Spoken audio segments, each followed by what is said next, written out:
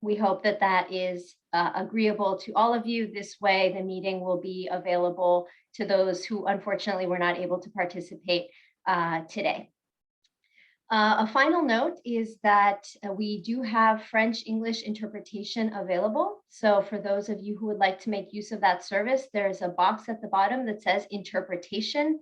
If you click on it, you will see at the top it says off, which means that no interpretation, then English or French. So if you would like the French interpretation services, please click on the French interpretation option, and you will be taken to the French channel. And we have two wonderful interpreters who are supporting us with this today. And also a brief reminder then that moderators, presenters, and if you are ever to speak, to please do so slowly in consideration of the interpreters. With that, then I will introduce our first speaker, who is Jennifer Maddens, the chair of the Washington Group on Disability Statistics. Jennifer, over to you. Thank you, Heidi. And let me also welcome you to the 21st meeting of the Washington Group on Disability Statistics. It's always a high point in the year for me to get together with the group to review what we have accomplished in the past year and to start planning our next year's work plan and what we want to get accomplished. So welcome, and also thank you for coming and for your active participation over the next 3 days. As has been our tradition over the past 20 years, we like to start out with setting forward the objectives of the meeting. And remember, the kind of overall objective is to take what has been done in the past year and use it to plan our work for the upcoming year. So as you know, 2021 was a kind of a special year for us. It was the first year that we instituted a mid-year meeting, trying to take advantage of the uptake in virtual meeting capabilities. And if we couldn't meet in person, then maybe we could meet more often. And so in May, we had that mid-year meeting. And so at this meeting, we really like to mostly share accomplishments that happened since that May meeting, as opposed to going all the way back to the 20th meeting, although there will be some review of work since the 20th meeting. We'll hear feedback from our work groups and also our regional groups on their accomplishments and their work plans. And then we'd like to have a discussion among the members in terms of next steps for those activities. And as somewhat of a new feature, we would like to present some applications of the tools that the Washington Group has developed over the years, but in different contexts and by many of our partners. So this is not necessarily work that the Washington Group is directly involved in, but does show the wide breadth and reach of the materials that we have developed. And I think it's good for us to see how our work is being used and to become familiar with that.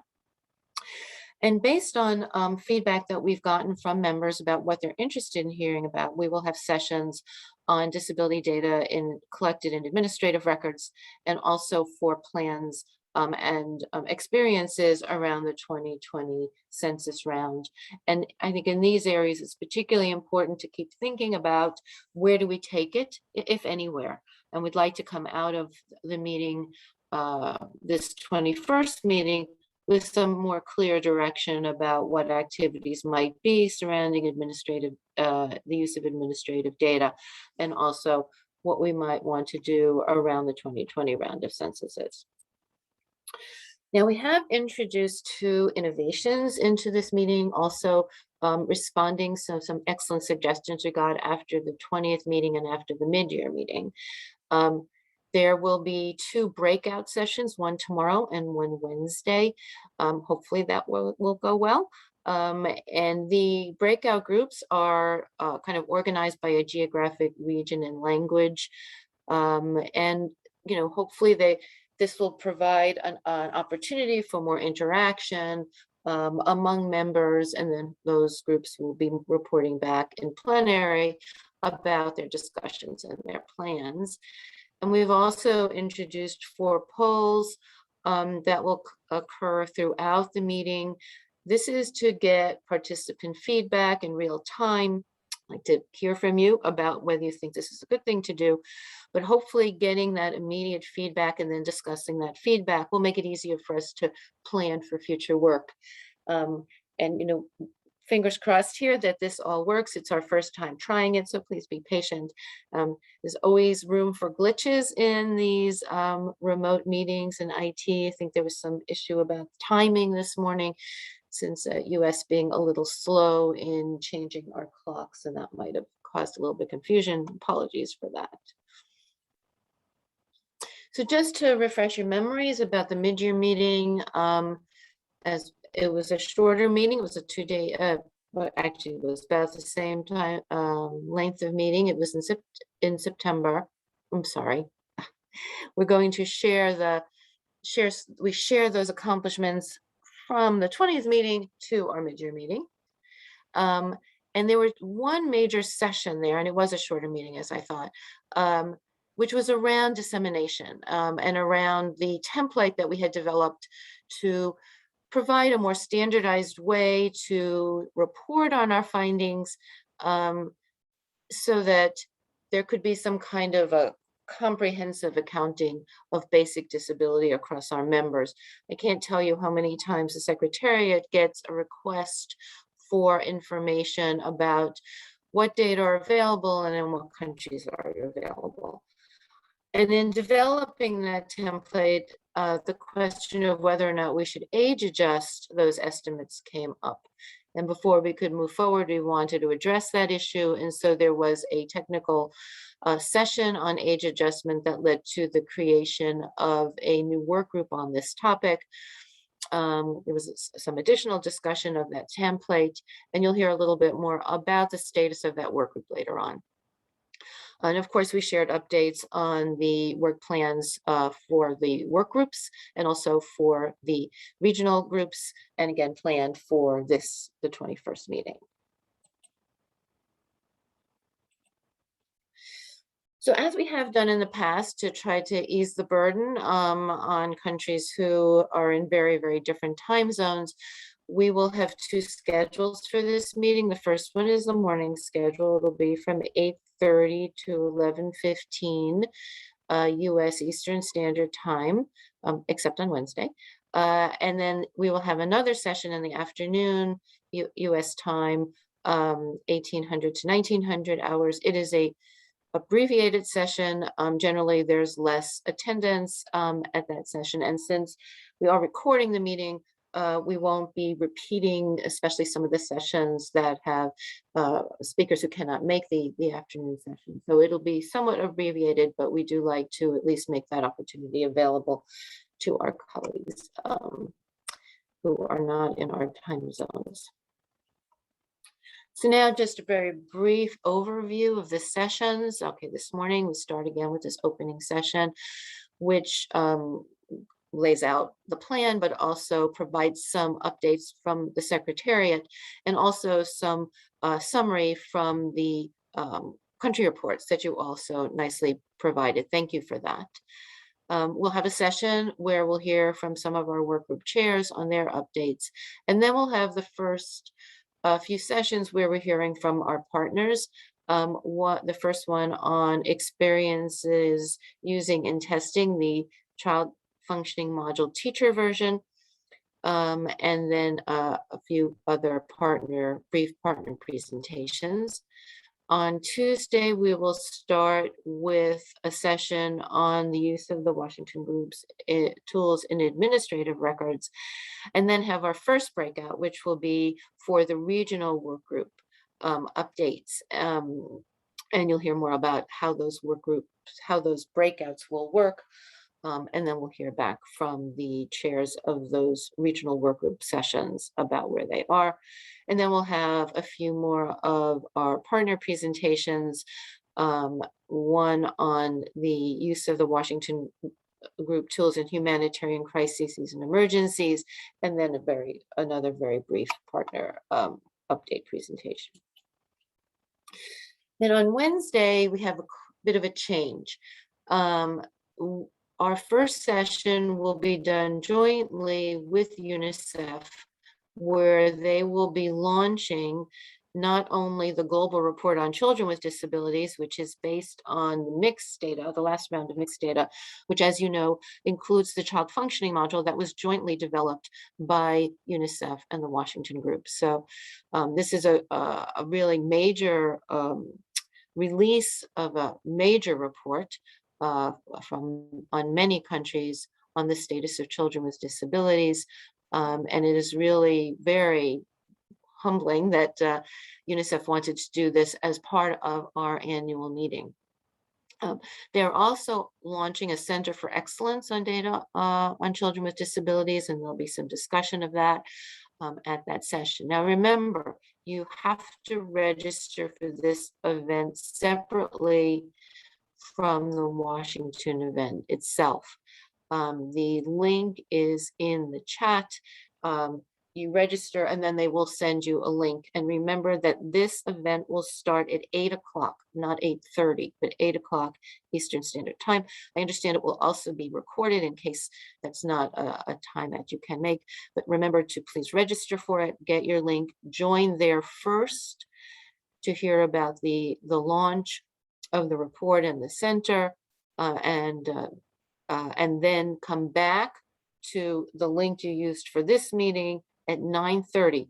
We will start promptly at 9:30, no matter what's happening at the UNICEF launch, because we have our next breakout session, which is on using tools in the censuses, in the 2020 round of censuses. Again, the breakouts will be by region and language, and then reporting back. And then, as is our tradition, we will end with a session on what we've accomplished in the meeting and what our next steps will be. And hopefully we'll be able to use the poll results to guide that discussion. So let me start with some updates and other accomplishments over the past year and 6 months. The first thing I'd like to report and very excited about is some support we have gotten from Germany, from their Federal Ministry for Economic Cooperation and Development.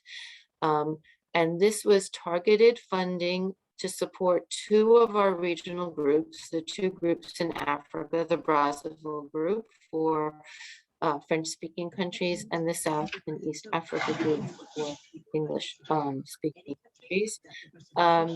This grant, which is just completely focused on the support of these 2 regional groups, but is why we can have some French translation for this meeting, will run until around 2022, October 2022, and it is primarily for the startup costs to set these groups up and get them on their way, and it will be administered by UCL as the DFAT grant was, and you recall that DFAT grant ended last year. But it's very wonderful to have the support from Germany. I want to welcome Sarah Malou, who will be our contact point on this cooperation. For the other regional groups, if you have any ideas about where we might be able to get similar kinds of support for you, please let the Secretariat know. Secretary would be very happy to assist in trying to get that support. It does make a difference. It makes it much easier for these groups to work. And we've also started a new activity in the Secretariat, which is in response to a lot of questions that the Secretariat receives either through the chat, either through the website or directly, that kind of relate to information that we think we've already put out on the website, whether it's in a blog or an FAQ or in a document. But for some reason, that information isn't getting easily to the requester. And we had the idea that perhaps we could make that information a little bit more accessible by creating some short videos that demonstrate those. And so Secretariat discussions with a variety of stakeholders and looking at the questions that come in through the website and directly decided that we would try to develop these videos and to partner with our colleagues over at CIP, Center for Inclusive Policy, who have the ability to create these videos and to be able to expand the reach of the material that has been developed. I think you kind of think of them as animated blogs. So we're currently trying to find funding for this activity, and we'll be back with you in the future with a little bit more information about how it's going and whether it in fact is meeting a need that we see out there for more information about implementation of these tools, data analysis, and just some general information about disability data. So it's always kind of good to go back a little bit to see where we came from that first meeting in December in 2002 in Washington, D.C. The last two annual meetings obviously have been virtual. We hope when we add the line for the 22nd meeting, there will be a country there. Hopefully we will be in Kenya, as we were supposed to be in for the 20th meeting. But there have been some advantages of meeting virtually. Certainly, it's easier for people to attend. And so I suspect moving forward, we will try to do some combination of in-person meeting when those become possible to do, and virtual meetings. And these plans will be developed in conjunction with the steering committee. But we want to hear from as many members as we can about how best to conduct these meetings so we get the most participation that we can, whether in person, virtual, or some combination of the two. So just kind of going over where we are. This is a map that just shows the membership in the Washington group. This is country membership in 2021. It's pretty much like last year's map. There are still some holdout countries. We hope they will join us as we move forward, but this, I think, is still probably the largest of any of the UN Statistical Commission city groups, and doesn't seem to be losing any power as we move forward, which is great to see that we still have this kind of commitment on the part of our country members. And as I said, the Secretariat gets a lot of requests from the outside world and also from members for a variety of activities. And some of these are just pointing someone to something on the website or sending a link or putting people in contact with each other. And others are a little bit more involved. And so just like to report back to you at these annual meetings about what has happened and where the Washington group has been involved, whether it's been a webinar or some training that the Washington group has either organized or been the central point of, as you can see on this slide, or things where we've participated in other people's events. So in July, the Secretariat was involved in a training for the Namibia Statistics Agency jointly with UNFPA and UNDP on implementing Washington group question sets. In August, we did a training for the Disabled Persons Organization in Denmark with participation of OPDs from Ghana, Nepal, and Rwanda on disability measurement and the use of the Washington group tools. And then, and something I'll talk about a little bit later, we convened an informational meeting about the CFM TV. And we'll hear more about that in just a minute. There was a fair amount of technical assistance provided to NSO members and other public entities since our last meeting. We have a list of those here.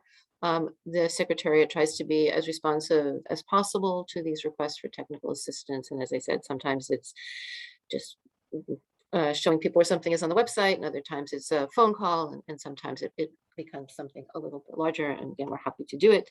It also provides the Secretariat with a very good idea of what's happening out there. And also, as these questions come up, it raises the possibility of other blogs or FAQs or other documents that might be needed. If we get a question from one group, it's likely that that question is out there from many groups. And so if we can answer everything in a central way, it's a little bit more efficient. And here's just a listing of conferences or workshops that someone from the Washington group participated in. You can see it's a great range. Conferences, state parties, World Data Forum, a workshop run by Humanity and Inclusion, World Bank activities, Statistical Conference of the Americas, UNESCO, the Statistical Commission, the GLAD Network, folks from the Inclusive Data Charter, and a first regional meeting on inclusive health. I think these are really good to have interaction between these other activities and the Washington group. It keeps people aware of what we're doing and of the resources that we have to share. We still collaborate within the UN system. Some of these collaborations are longstanding and ongoing. Others are kind of come and go. And you have a listing of the other UN agencies that there have been some contact with since the last meeting. And then also with NGOs and INGOs who are really working extensively with Washington Group tools. And we have provided technical assistance and information as needed to these groups. Now, translation continues to be a major activity, I think much more central than we thought going in.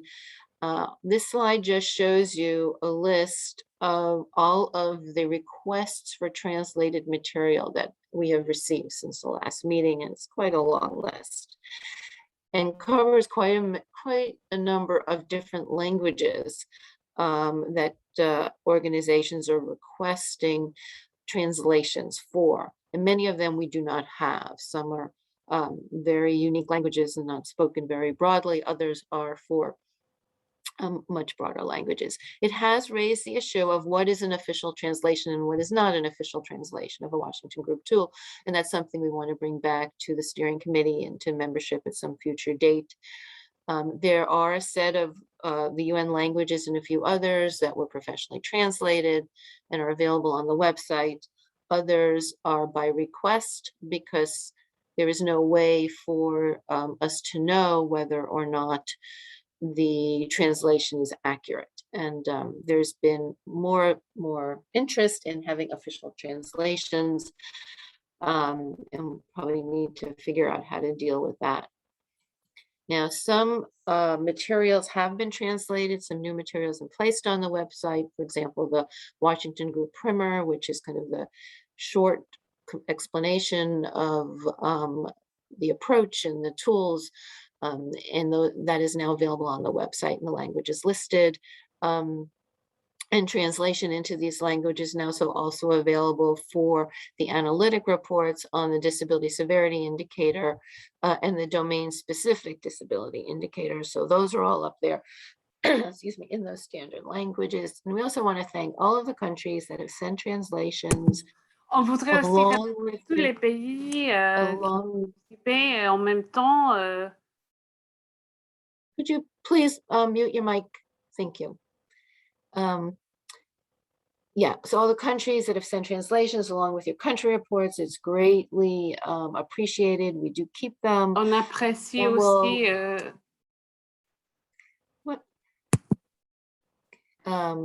And we do include it in the repository. We will provide them with the proviso that they, we don't always know where they're from, how they were developed, but we do want to make them available when we can. All right, now I'm going to turn to some results from the country report forms themselves. We got 58 reports from the countries listed on the slide. If you haven't sent in your report, you still can. We actually encourage you to do so. The report really is our main way of knowing what's happening in the countries. It provides a lot of information that we can then share as needed, but also provides information in terms of planning the work. The Secretariat uses it extensively and as well as the steering committee. So where are the Washington Group short set used? And these is in censuses or surveys, and this is kind of past use. This is from 2009 to 2020, these data collections that were reported in the through forms that we got through 2021. 111, obviously some countries do more than once.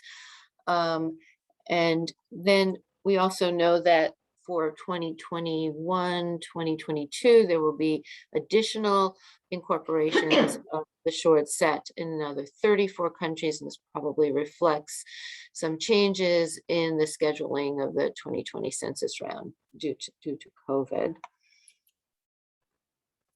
We also found information about other disability data collections that are being carried out. And of interest, there were 8 countries that reported they will carry out a standalone disability survey, and they're listed on the slide. Standalone surveys is something that has come up multiple times in our history. We will hear a presentation on one such survey during our meeting in one of the partner updates. But again, this is something that we might want to put on our agenda for the upcoming year. Is there something that we can or should do in the area of standalone disability surveys? I can tell you the questions that the Secretariat gets often are, do you have an example of a standard survey that we can just use? And the answer, of course, is we don't. So is this something that we should try to develop, even if it's not a complete survey, at least the core of a standard survey that we can make available? The vast majority of countries that completed the report, 47 out of the 58, did say they were collecting disability data through administrative records, most often from disability registries or in relation to social protection allowances, education, or health services. Again, keep this in mind as you listen to the session on the use of administrative data, and then thinking forward, is there something that we should be doing in this space to standardize and clarify the use of administrative data? Interestingly, though, very few countries reported awareness of COVID-19 related disability data. Only 9 of the 58, and this was surprising. We actually expected much more, and it might be interesting to hear more about why countries aren't doing more in the area of COVID-related disability data collection. Okay, I am now going to turn this back over to Heidi, who will conduct our first poll. Again, thank you so much for joining us for the 21st meeting. Encourage your active participation, take advantage of our newfangled ways of communicating. And remember, as you go through the agenda, think about how we should move forward so that we have a really good work plan and for reporting back at the 22nd meeting. So I will. Thank you want me to so stop much. sharing, Heidi? I'm sorry? You want me to stop sharing? Yes, that would be great, because I'll just share my screen then. Okay, there you go. Thank you. Okay, everyone, we are going to launch a little poll. As Jennifer mentioned, we are trying to innovate, and one of some of the feedback we got from previous meetings is that participants wanted things to be a little bit more interactive. So we've introduced a poll here.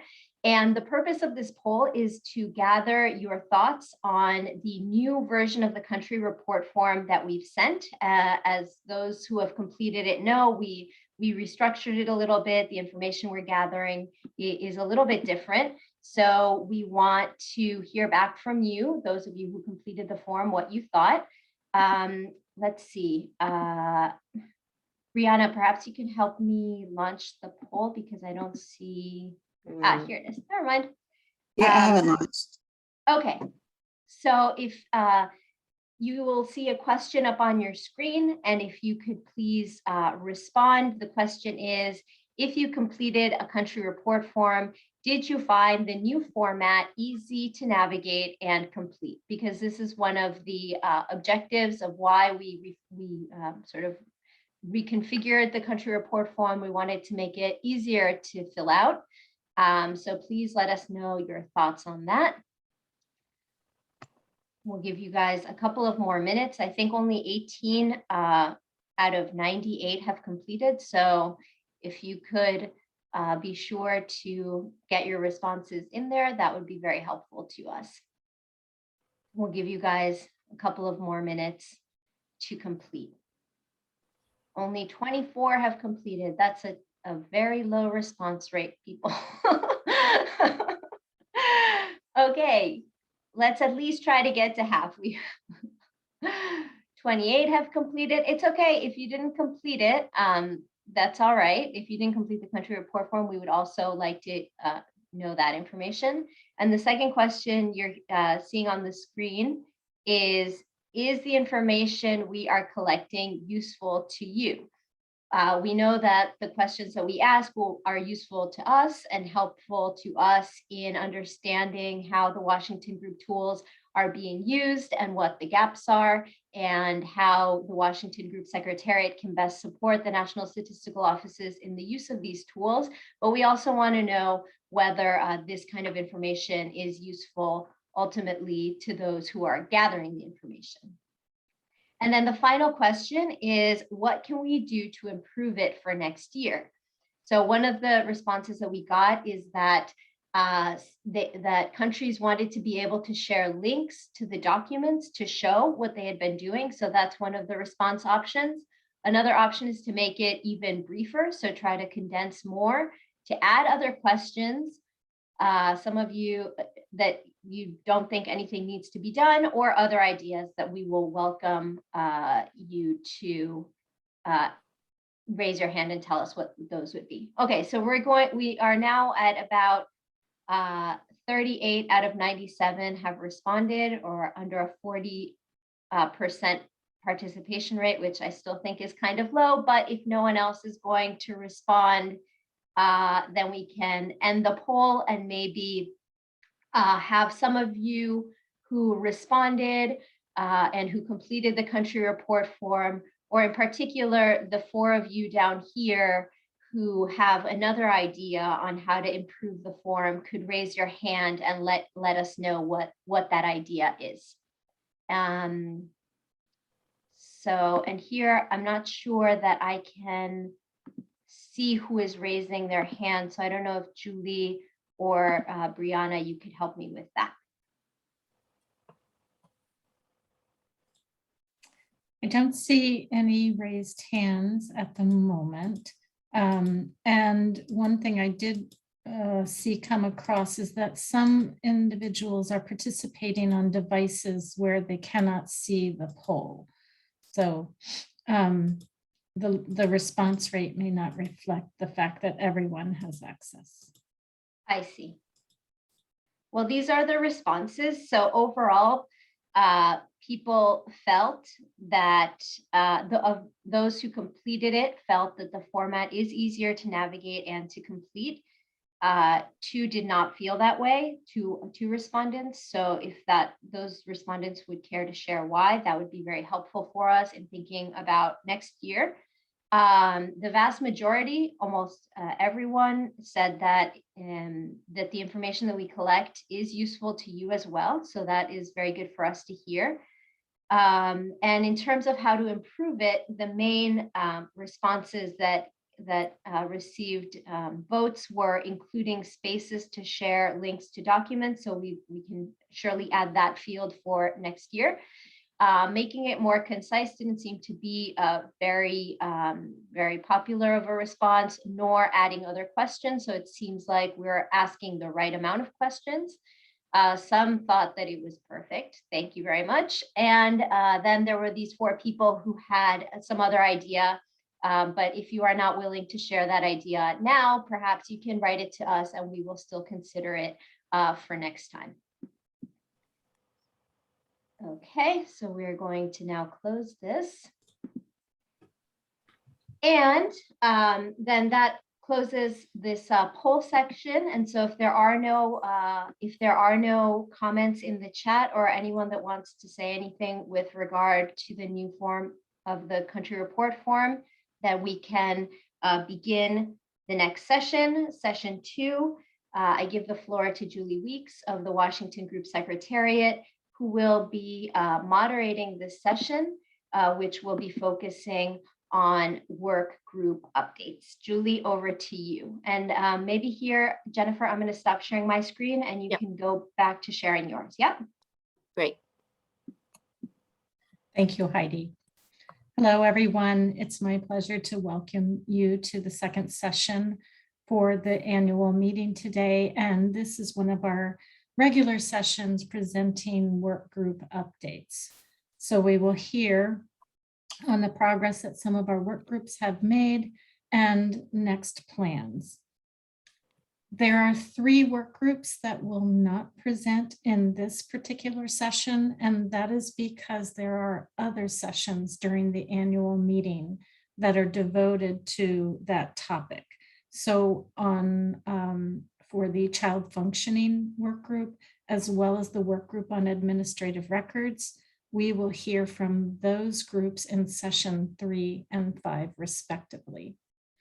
What we will hear about is work that is happening in the mental health and psychosocial work group from Margie Schneider, from the environment and participation group, Ms. Release Bund, and also the age adjustment work group. This is the newest work group that Jennifer just mentioned, and she will be talking a little bit more about that. So without further ado, Margie, are you with us? May I turn this over to you? Yeah. Hi, everybody, and thanks, Julie. Do you have my slides or shall I share mine? I can stop sharing, Margie, and you can share if you like and show yours. Is that okay? Have you got our slides on the? I don't think 'Cause if you've so. got them, then I'll just say next slide. What have I you have got? Margie's presentation open if you want me to share, Okay. Jennifer. Okay, I'll stop. All right, maybe, yeah. Okay, thanks, Heidi. Okay, You're this welcome. is a joint presentation with Elena and myself. Next slide. And just to quickly update on the work group, it was established at the 13th Washington Group meeting in Amman in Jordan in 2013. And the aim is to ensure adequate coverage of common and severe mental disorders in the Washington Group functioning measures, to make sure that we include people at risk of participation restrictions, right, resulting from psychosocial disability, which are predominantly severe mental illnesses that people have that lead to this type of disability. Main objectives are to conduct the further analysis of the Washington Group extended set affect questions, to maximize the use of these for including people with varying degrees of anxiety and depression. And this has largely been completed, and we do use this as a recommendation for countries who do want to include some psychosocial disability questions to already start by ensuring that the affect questions are there and looking at an indicator analysis across the 2 domains. We also want to add further measures for the Washington Group extended set if the coverage was found to be not adequate from the existing questions. And basically, we decided there were a couple of domains that weren't covered, and that was the interpersonal interactions and the control of emotions and behavior. So those 2 domains have led us to develop additional questions, and that's what the work is in progress. We've got about 7 questions that we've selected, and we're starting the process of cognitive testing, and we hope to move on to field testing at some point. Next slide.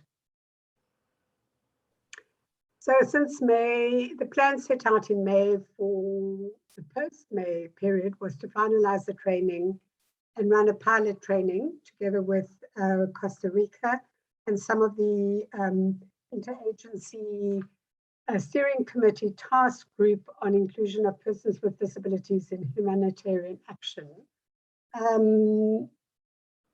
with which we've had some discussions. So the idea would be to work with them to do further training, to conduct cognitive testing interviews in the countries of the people who do train on the pilot course, to prepare a funding proposal together with the IASC, it's a difficult acronym to say, organizations to conduct cognitive and field testing in various locations of the local partners who would take part. And this is largely local NGOs working with CBM and HI in different countries, and to continue looking for data that include the Washington Group short set and the affect questions, or that include the whole Washington Group extended set. This will allow for further analyses on how the affect questions function as a measure of mental health and psychosocial functioning. Next slide. So since the May meeting, what have we achieved? Firstly, the training program has been finalized. We've got a series of training videos and slide presentations that have been prepared by the Collaborating Center for Question Design and Evaluation Research at the NCHS, Kristen Miller and her team. And we are developing additional presentations, Elena and I, to complement what is required for the training program. Next slide. Just to add that the training program is planned probably over 3 weeks with 2 to 3 sessions during each week of about 2 to 3 hours in length. So it would be a virtual training. The Buenos Aires group members have collaborated on a Spanish translation for the Latin America region. And this is the translation of the testing protocol. And primarily Argentina, Nicaragua, Chile, El Salvador, and Uruguay have been involved in that. And we really, really appreciate that effort enormously. The protocol was also reviewed and commented on by SENADIS, which is a National Secretary of People with Disability in Chile. And these comments are currently in Spanish, and we need to review them in more detail beyond just the Google translation to see what suggestions have been made in there and how to revise our protocol, if any. And Elena and I really want to thank Severe Moraes-Steiner and her colleagues from Costa Rica for their efforts and their interest in getting this done. Next slide. So the next steps are to finalize the training program, set dates, and invite participants. And this is likely to happen early in 2022. To continue the discussion with the Interagency Steering Committee to try and get some funding and to do more testing, cognitive testing. A number of the countries involved in those would be in the Africa region as well. And to develop this funding proposal for the next steps. So that will be for further training, for translation, cognitive testing, and we hope some field testing as well. Next slide. I think that might be the last one. Okay, so our request to you are firstly to keep in touch with us if your country is interested in conducting some cognitive interviewing or some field testing. For example, if you've got some surveys that are going into field that could accommodate 7 additional questions, we could ask you to do some field testing, for example. Also to tell us if your country or organization has collected data that includes a Washington Group short set with the affect questions or the full extended set. And also contact us if you would like more detailed information about the work done or the work that is in progress. And just to tell us what's happening in your country and your needs around this area of work. I think that's the last slide. Thank you. That's all from Elena and I.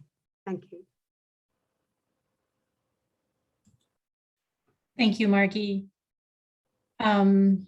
You've made a lot of progress since the mid-year meeting, and I do want to reinforce on everyone's behalf, thank you so much to the colleagues who helped with the Spanish translations. That's a big job, so we appreciate that. Next, we will hear from Renee Spund. She will give us an update from the Environment and Participation Work Group. Bernice? Thank you very much. Good morning, good evening, good afternoon, everyone. Yeah, I'm Renis Bunde from Kenya. So I'll present on the environment and participation. I joined the group this year after Mr. Robert Bloomer left. Yeah, he retired. And we've been having some, a meeting, actually one meeting.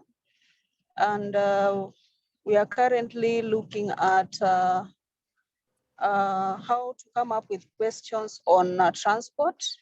So the group was tasked to come up with sets of questions, do some cognitive tests and even pilot survey. And the questions were specifically on environment and participation. So the group narrowed down to transport. We gave priority to transport section. So we've received some sets of questions from members, and we are in the process of organizing them so that we can have a discussion.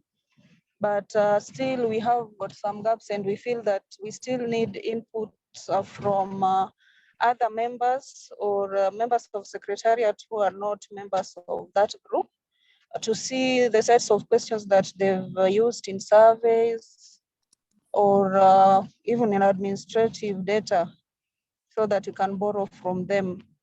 So I wanted to be brief because we are still organizing ourselves. We've not yet reached at the stage where we can now do a cognitive test or a pilot survey for the questions.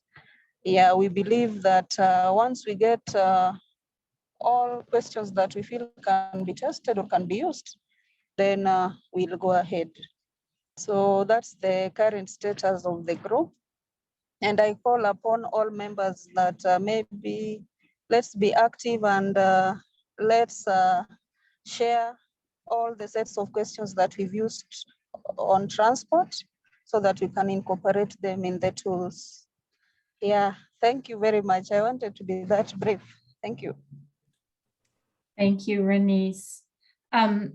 So just to repeat here, if other members and attendees today do have sets of questions on transportation that you can share with us, you can send those to the Secretariat, and we will make sure that the Renice and the work group get those, or you can send those to Renice directly, or even share information in the chat today.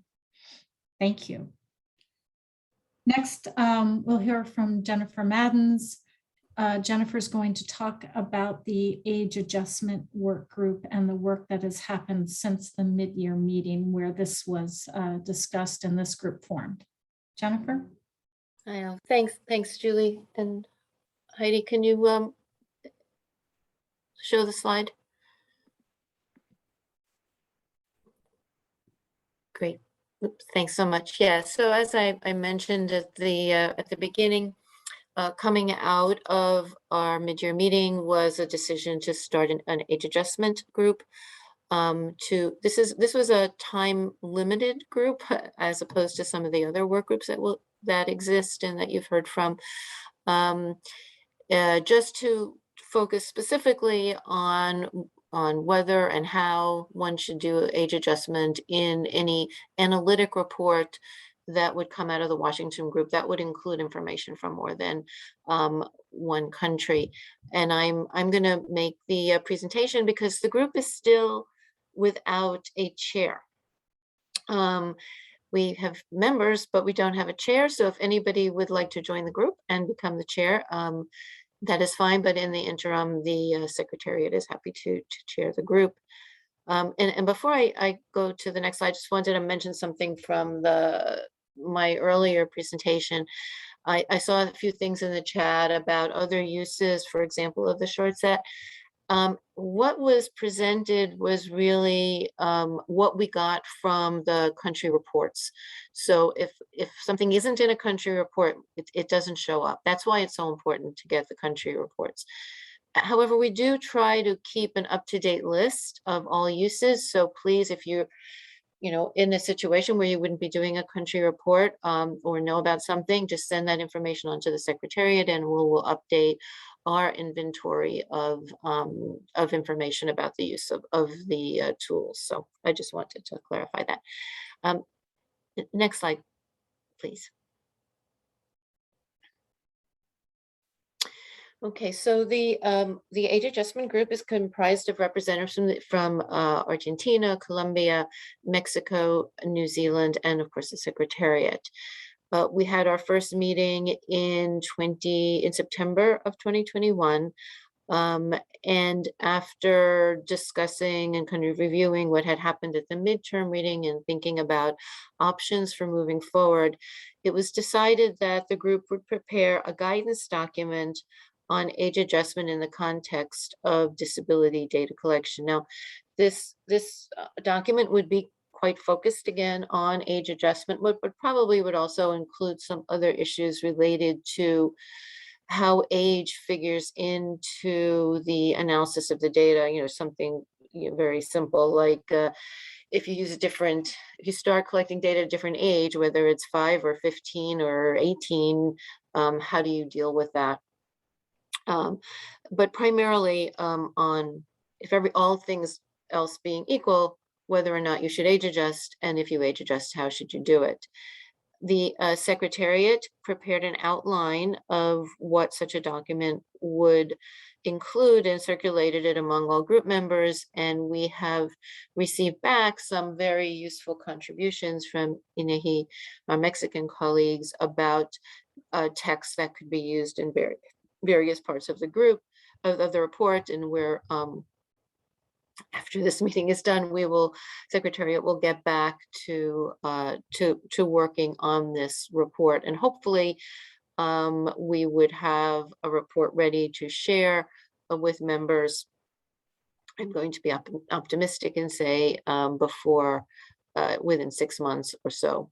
I think it's important for us to move forward on this activity because it is a necessary step towards moving forward on any kind of standardized reporting template that we might want to put in place, which I think is even more important now that data from the 2020 round of censuses is going to start becoming available. And how do we want to take advantage of that in terms of spreading the word about what we do, what we know about disability around the world. I think that is the only slide, I think. So I'll hand it back to Julie. Thank you, Jennifer. So this concludes session number 3 on the work group updates, and I hand it over back to Heidi. Thank you very much, Julie, and thank you, Margie, Renice, and Jennifer for those updates. We are now going to begin session number 3, experiences using the child functioning module, the teacher version. And for this, I give the floor to Fatima Riaza, who is from the National Bureau of Statistics of the Maldives. She will moderate this session. Riaza, over to you. Thank you, Heidi. And sorry, my voice might not come out nicely because I'm having a cough. So I guess I should say good morning, good afternoon to everyone, and welcome, as Heidi said, to the 3rd session of today. In this session, we will be looking at the work done on the child functioning module, the teacher version. Just to give an overview to the participants in this meeting, the Washington Group on Disability Statistics and UNICEF have developed the child functioning module to identify children with disability. The tool that was developed was actually designed to be administered for parents and primary caregivers.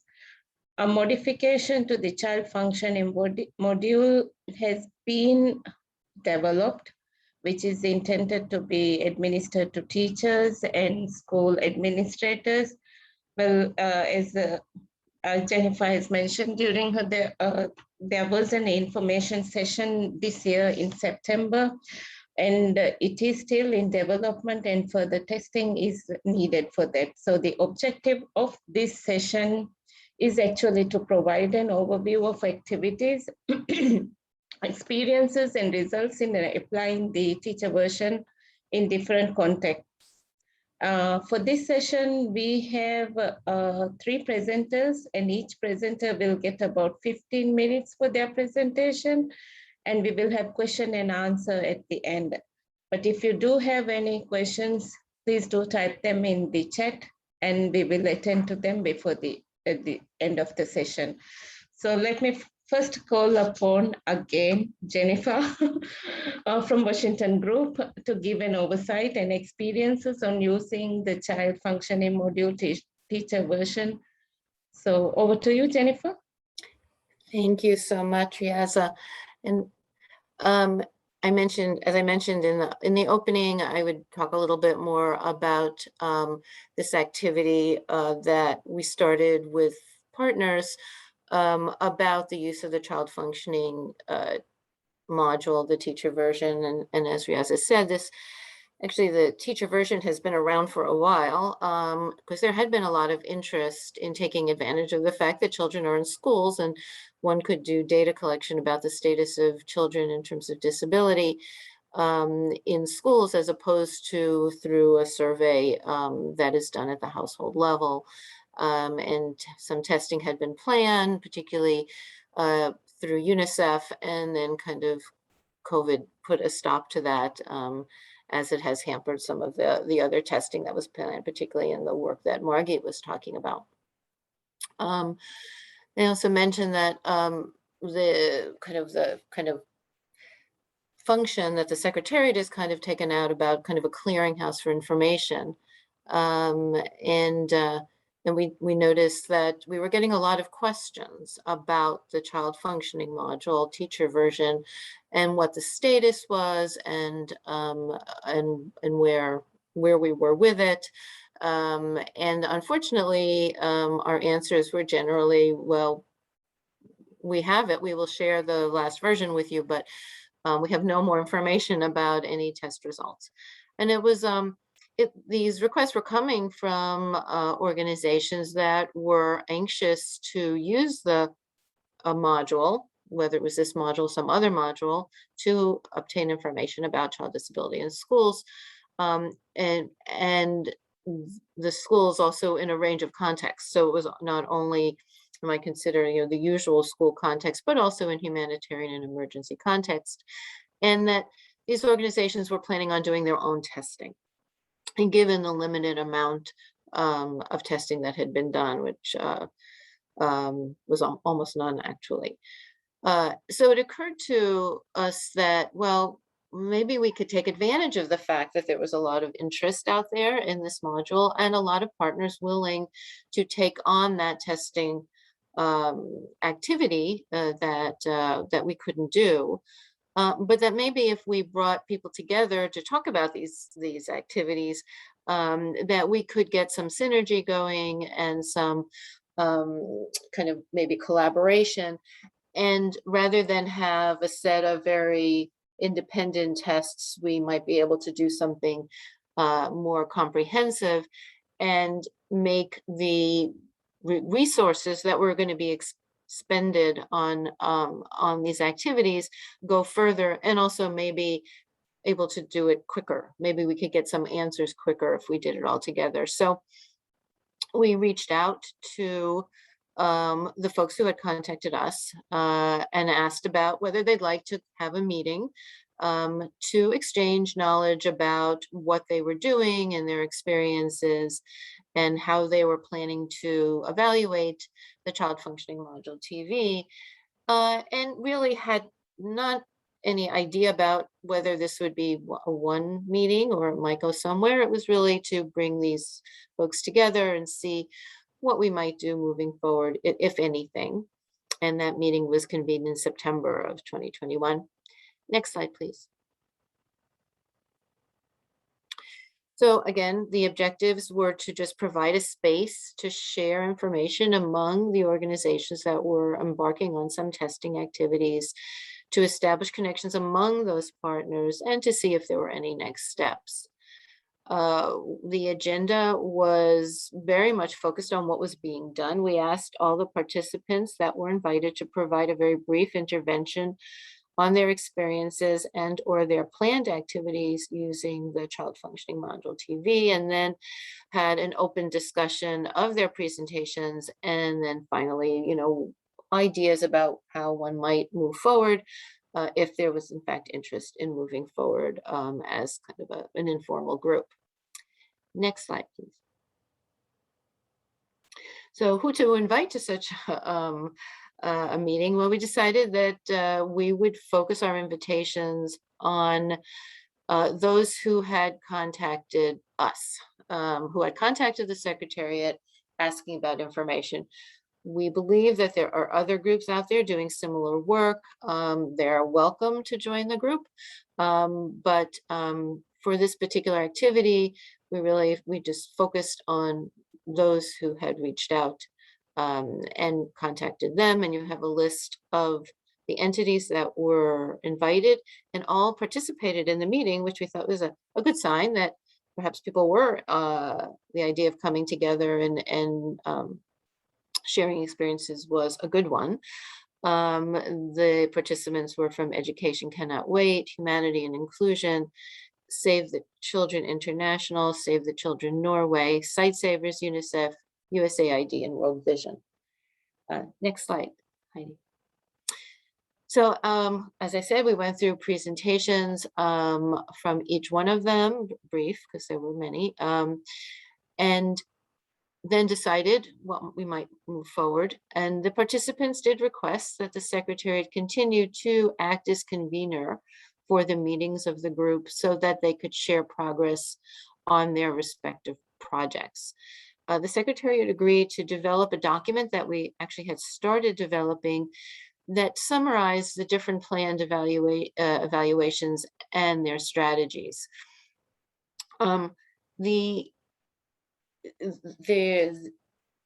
We asked some of the participants to provide some of the different additional information on some of the criteria that we wanted to capture. And so we're close to having a pretty good summary of the evaluations that we know of and what they are looking at and what they're focusing on. The Secretariat also agreed to develop a statement of cross-cutting issues that could be addressed in these evaluations. So through the conversation, a couple of themes kept emerging. One of which was whether the intent of the data collection was to identify individual children with functional difficulties who might benefit from some kind of an accommodation or an intervention, as opposed to objectives that were really focused on statistical analysis or program evaluation. Because the evaluation criteria for those things are very different, and the kind of errors you can or cannot live with are very different for those two applications. And that was something that was an issue that came up throughout our conversations. The other was exactly how do you do the evaluation, as there is no gold standard that you can include in the evaluation product and see how well the CFMTV relates to that gold standard. So how does one go about determining whether the CFMTV is a useful data collection tool in schools and as part of education management information systems, which would be a major boom to the collection of information on children in schools.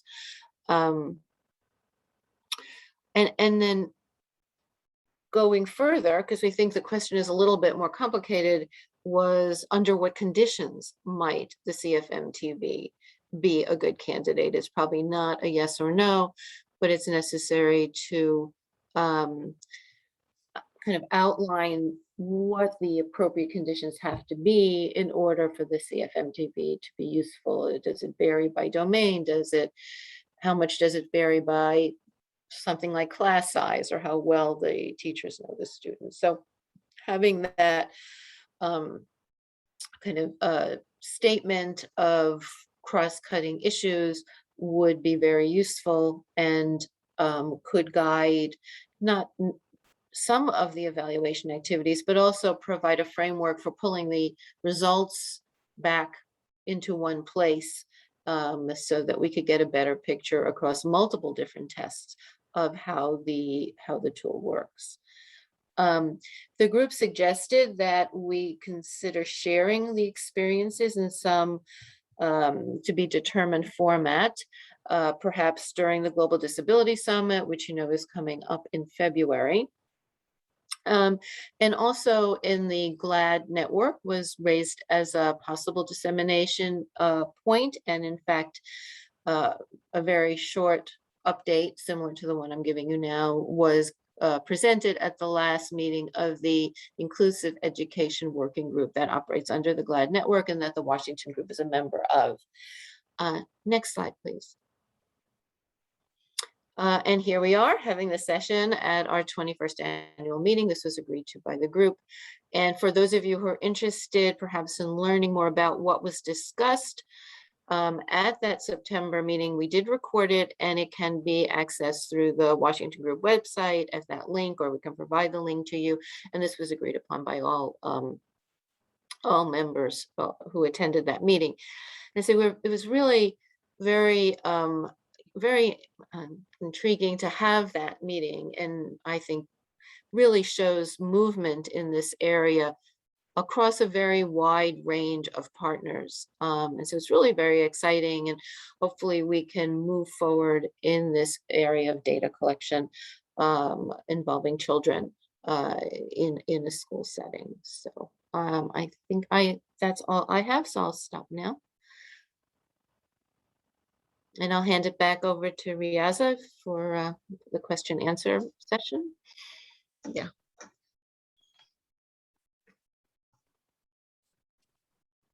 Thank you, Jennifer. That was actually quite informative and useful for us, and I believe for the members to hear about the progress which has been made and interest expressed by many of those to share their experiences as they move forward. So if anyone has any questions, feel free to unmute yourself and ask, or raise your hand.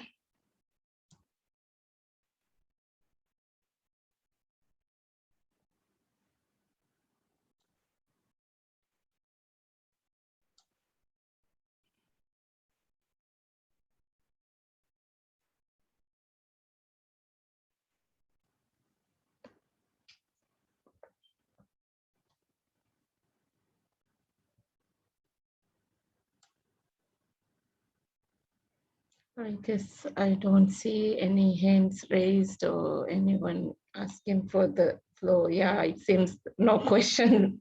Nobody has any question. So I'll move forward with the next presentation, which is from UNICEF and Philippa de Castro. I hope I have pronounced your name correctly. Will be presenting on strengthening the availability of data on children with disability in school context. She will be actually drawing upon the experiences that went into the development and the need for strengthening disability data with regard to children in school. So Philippa, Hi. Hi, please go ahead Hi. with your presentation. Good morning, everyone. Yes, I'll share my screen. Just give me a second. Let me know when you can see it, please. Yes, I can see it in slide. Okay, so I will start. Hello, everyone, and good morning, good afternoon. Thank you for the opportunity to share with you the ongoing activities for this study. We, as was mentioned, we are implementing a testing protocol to validate an approach to strengthen availability of data on children with disabilities in school context. So basically, this testing protocol tries to address a problem with a very specific and long-standing data gap, whereby we have very limited information on the number of children with disabilities that are in and outside of school, their experiences within the education system, as well as about the education structures and resources that are required to deliver a school environment adequate for all children. So these, under this idea of trying to fill this data gap, we are focusing, of course, in different data sources. So data is needed to understand both demand and supply side determinants of inclusive education. So we are aware that multiple efforts will need to be implemented to successfully fill this data gap. So we have two broad sources of data that can help us in achieving this. So on one hand, of course, the surveys, household surveys and censuses, where we need to have these questions that identify children with disabilities. And also surveys can also provide information, of course, from the caregiver's perspective about barriers, environmental barriers and of other type for children to be able to attend school. Now, the other data source, and that's basically what I will be focusing today, is data that can be provided by EMIS, by Education Management Information Systems. So these systems are available in many countries and increasingly in more and more countries, and can be capitalized as a source of data on children in school. And this data, by including relevant information about the disabilities that children may experience, this may inform policy development and evaluation. Of course, this is the aspiration, is to be able to use EMIS to collect this type of data. And the intention of the testing that we are carrying out is really to understand what adaptations might be needed to the measurement instruments, but also to the ways that EMIS collect information, so that we can gather data of sufficient quality. And this means in a standardized way and in data that is consistent and reliable. So I'm sorry. So these testing activities, I don't know what's happening to my to my screen, but I see a lot of drawings being there, but well, I'll move on. So the current testing is informed, of course, builds on evidence that is already available from past studies. These studies, this evidence is largely derived from the application and testing of the child functioning module in studies that were carried out in Tanzania, in Fiji, and in Senegal. I'm sorry. Some important conclusions and evidence that we already have from these studies and that will be addressed in the current testing protocol are summarized in this slide. So we already know that some functional domains are easier to measure than others, and this will need to be carefully addressed. We also know that the ability of teachers, so if we are going to use teachers to give us information on the child functioning module to describe children's functional difficulties, we do know that their ability to do so is very dependent on how well the teacher knows the students. We know that this knowledge of students, of course, will be related with the amount of time the teacher spends with the child, right? The number of children in a classroom. We know that we expect a lot of variability in classroom size, and this can affect how well teachers are able to report on child's functional difficulties. And then this, another very important conclusion that was already part of these previous studies, that when we train teachers to use the child functioning module to report on functional difficulties, we have to start by building an understanding, a standardized understanding of what are functional difficulties, right? So we need to build this understanding of disability based on the biopsychosocial conceptualization rather than a medical one. So the testing that is currently going on, so we are currently with different activities, but the project has these different aims. So we need first to test whether and under which conditions the child functioning module can be used to generate information at the school level, at aggregated level. And then we need to see how that information can be used to identify specific needs at student level. So we need to identify promising approaches to move from the aggregated school level data into individual student level data. And of course, an overall, an important aim is to generate information that can guide countries to incorporate these measurement tools into a standardized approach to generate this type of data through EMIS.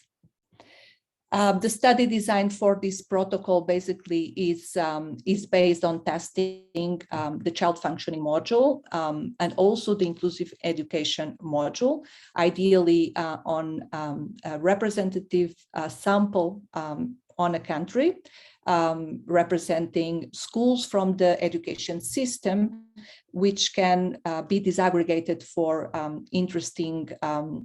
with interesting stratification, relevant stratification. So we need to compare schools in rural areas to schools in urban areas, for example. So the study design aims to generate sufficient data for us to be able to test these different research questions that I described. The data that is being collected during this testing protocol includes school level data, of course, about basic information on infrastructure, on the different functioning of the school. Also classroom level information, starting with the size of the classroom and the student to teacher ratios and so on, the type of learning spaces that are available. And then we have a section on teacher level information. We need to understand the teachers' profiles, their experience, the number of hours they spend with students, but we also need to gather some information about the knowledge of the teacher regarding disability, also attitudes and some practices that might already be incorporated during teaching. And then we have the student level information, where we will be collecting information from the child functioning module, the inclusive education module. And here, this student level information will give us multi-informant data. So we will have student level information provided by the teacher, as well as by the student's mother. So we need to compare these two sources of information to evaluate how these two sources of data compare in terms of identifying difficulties in children. So basically, this is a multi-level data structure, so where we will be collecting data from these different layers of the environment. Now, the project, of course, has different phases, starting with a preparatory phase, where we are mostly now, and then followed by 2 implementation phases which are dedicated to collecting the data. Right now, we are currently in preparatory activities in Malawi, and just about to start as well with Kosovo and Armenia. So the expectation is that we will be starting with pre-testing activities still before the end of the year, followed by final data collection during the first months of next year. The project will be in stages, so we will start with a country, and on the basis of the information collected on that country, we will be able to inform some adjustments that might be tested in the following testing sites in other countries. So this is it. I hope that it's clear, the information that I presented, but I will be happy to answer any questions. Thank you very much.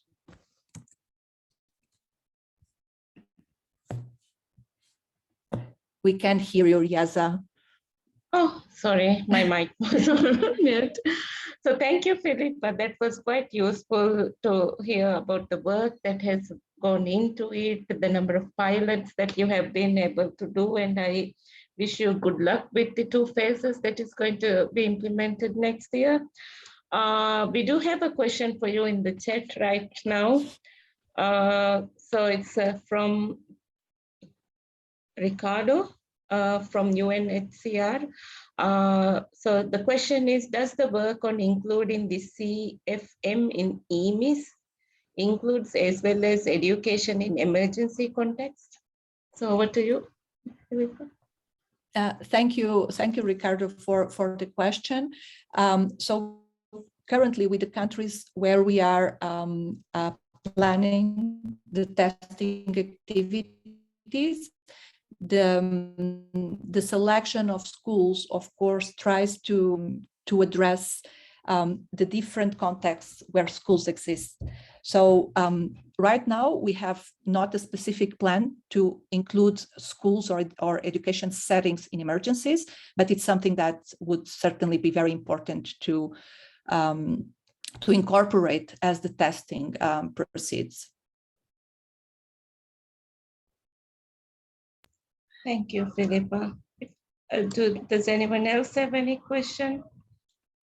Well, if I may ask a question, about the testing phases that has been done, that was it targeted to any specific age group, or whether was it in primary, secondary as such? Because when we talk about how much the teacher is well aware of the student, or the knowledge that the teacher has on the student, the contact with the student is limited in the higher grades, especially here in Maldives, because when in the primary stages grades, it's more the class teacher who would be more or less taking most of the sessions in the class, so they get well aware with how the student is performing, functioning in the school environment as such. So over to you. Absolutely. So that is actually one of the core research questions that we aim to test. Currently, the testing activities, so depending on the countries might decide to focus on primary or secondary. In the first testing with Malawi, they will be focusing on both primary and secondary. So one of the questions that is already part of the research protocol for Malawi is exactly to compare challenges in generating these data in primary versus secondary, but also within the same school level, we also might have challenges because in some contexts, classrooms might include a lot of children. So this is something, so if a teacher handles 50 students in a classroom, how well we might be able to, what will be the ability of the teacher to report on so many students. So absolutely, that's something that we will need to be careful and to be able to address with the data. Thank you, Philippa. So any more questions or clarification or comments? Oh, yes, we do have a hand raised from Zolis. Well, please go ahead. You can unmute your microphone. Thank you, Philippa. Good morning and good afternoon or good evening to everyone. I think just for interest's sake from my side, on the table that you presented with different informants, the last level is a student level, where you said the informant is the teacher as well as the child's mother. So what I actually want to find out, what happens in cases where the child doesn't have a mother, since you are very specific in this instance, because I'm sure you have run into cases where the mother is not, maybe is no longer alive, or the mother is not part of the child's life. So how do you handle such cases?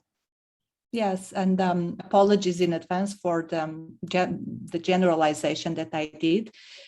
It is obvious that the child functioning module, it is intended to collect information from the child's mother or primary caregiver. So we are well aware, and that's something that happens also during household surveys, where the mother is not part of the household for different reasons, and therefore the information is collected from a primary caregiver. Thank you. We have one more question in the chat from Steve Moboko. Is there any criteria for a country to be selected for testing? Well, not really. The countries where we are currently doing the testing are countries that express their interest on behalf of their ministries of education or other governmental partners that have expressed their interest to do this testing within their education system. So that was the major criteria that we followed, was to attend these requests also from countries that are trying to integrate these measurement approaches in their EMIS systems. Thank you. I just saw hand being raised by Dr. Hussein Abdul Hassan, but it's not there. I hope, was there a question or it was just by mistake?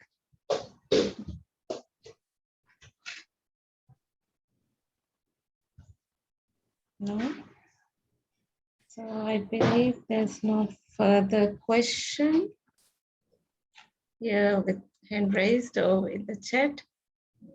So Philippa, thank you once again for the work and all the hard work that is UNICEF as a partner agency has been doing collaboratively with the Washington group.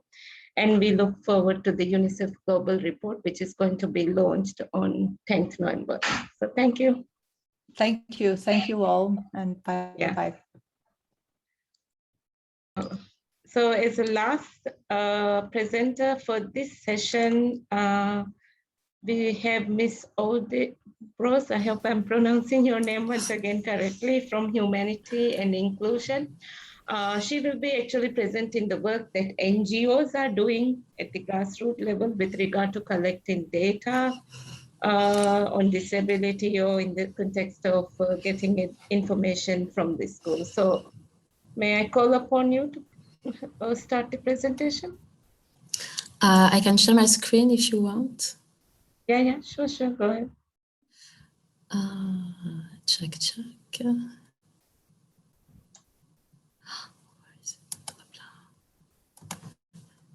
Does it work? It's not in slide mode, presentation mode yet. I can only see the slide. If you can turn on the presentation mode. I did it. Does it work? Oh. Not for me. Heidi, can you see it? Hi, Aud, we do see your presentation, but you would need to go to where it says at the bottom, if you exactly right there, and then we'll be seeing it in presentation mode. Yeah. If it works. It should work. It works? Okay, perfect. I can see you, so please don't hesitate to tell me if there is any issue. First, thanks for this invitation. I'm very happy and very glad to participate again this year. So indeed, I work for an NGO, a non-governmental organization, Humanity Inclusion, as a research specialist. And the issue of data, disability data, is also essential for us, and that's what we will discuss now, with a focus on in-school data generation to fit with the session on the CFM TV. So first, maybe just to clarify why we want to collect data and what do we do with this data. First, we want to get a clear picture about what is happening on the field and what is the situation of persons with disability. To illustrate this, you can see here an example of a barrier assessment we have done several years ago in Jordan and Lebanon. And for example, you can... Sorry, Ode, if I may interrupt, I don't see the next slide that you have moved on. And it's on, the screen is kind of frozen. If you could stop sharing and again, do share it back, maybe it might work the second time. Okay, maybe there is a kind of delay or so. I don't know if it's not working from your side, maybe from the Washington group side, Heidi can share the presentation. Maybe it will be easier. Let her know to when to move on to the next slide. Heidi?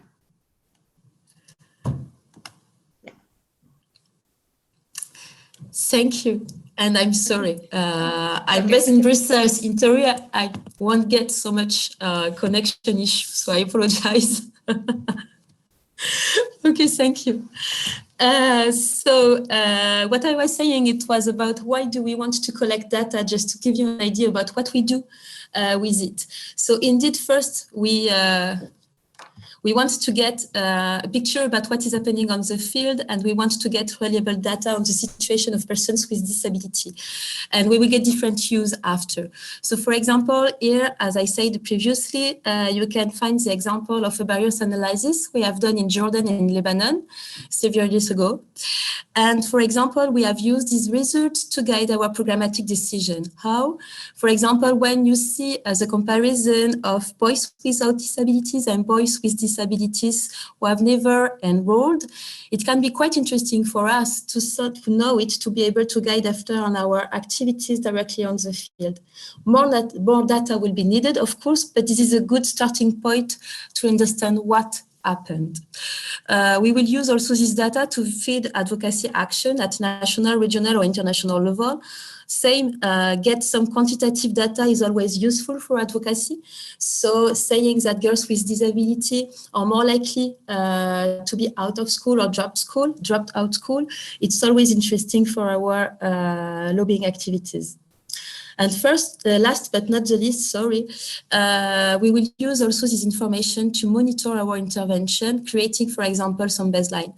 So we can use this kind of information to follow, for example, after a 2 years project, if we will find the same rates or not in the same place.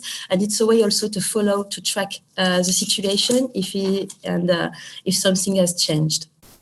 So next slide, please. Another goal for us to collect data is to meet with our internal accountability requirement. We want to be able to deliver information disaggregated by gender, age, and disability about our beneficiaries. So here you will find, for example, our exercise on our 2020 beneficiaries, on our beneficiaries during the year of 2020, sorry. We have met, for example, women. So 52% of our beneficiaries were women, 42% were children, and we are able to say that 34% were persons with disability. More interesting, we are able to disaggregate this information by level of severity and type of functional limitation. Next slide, please. Sorry.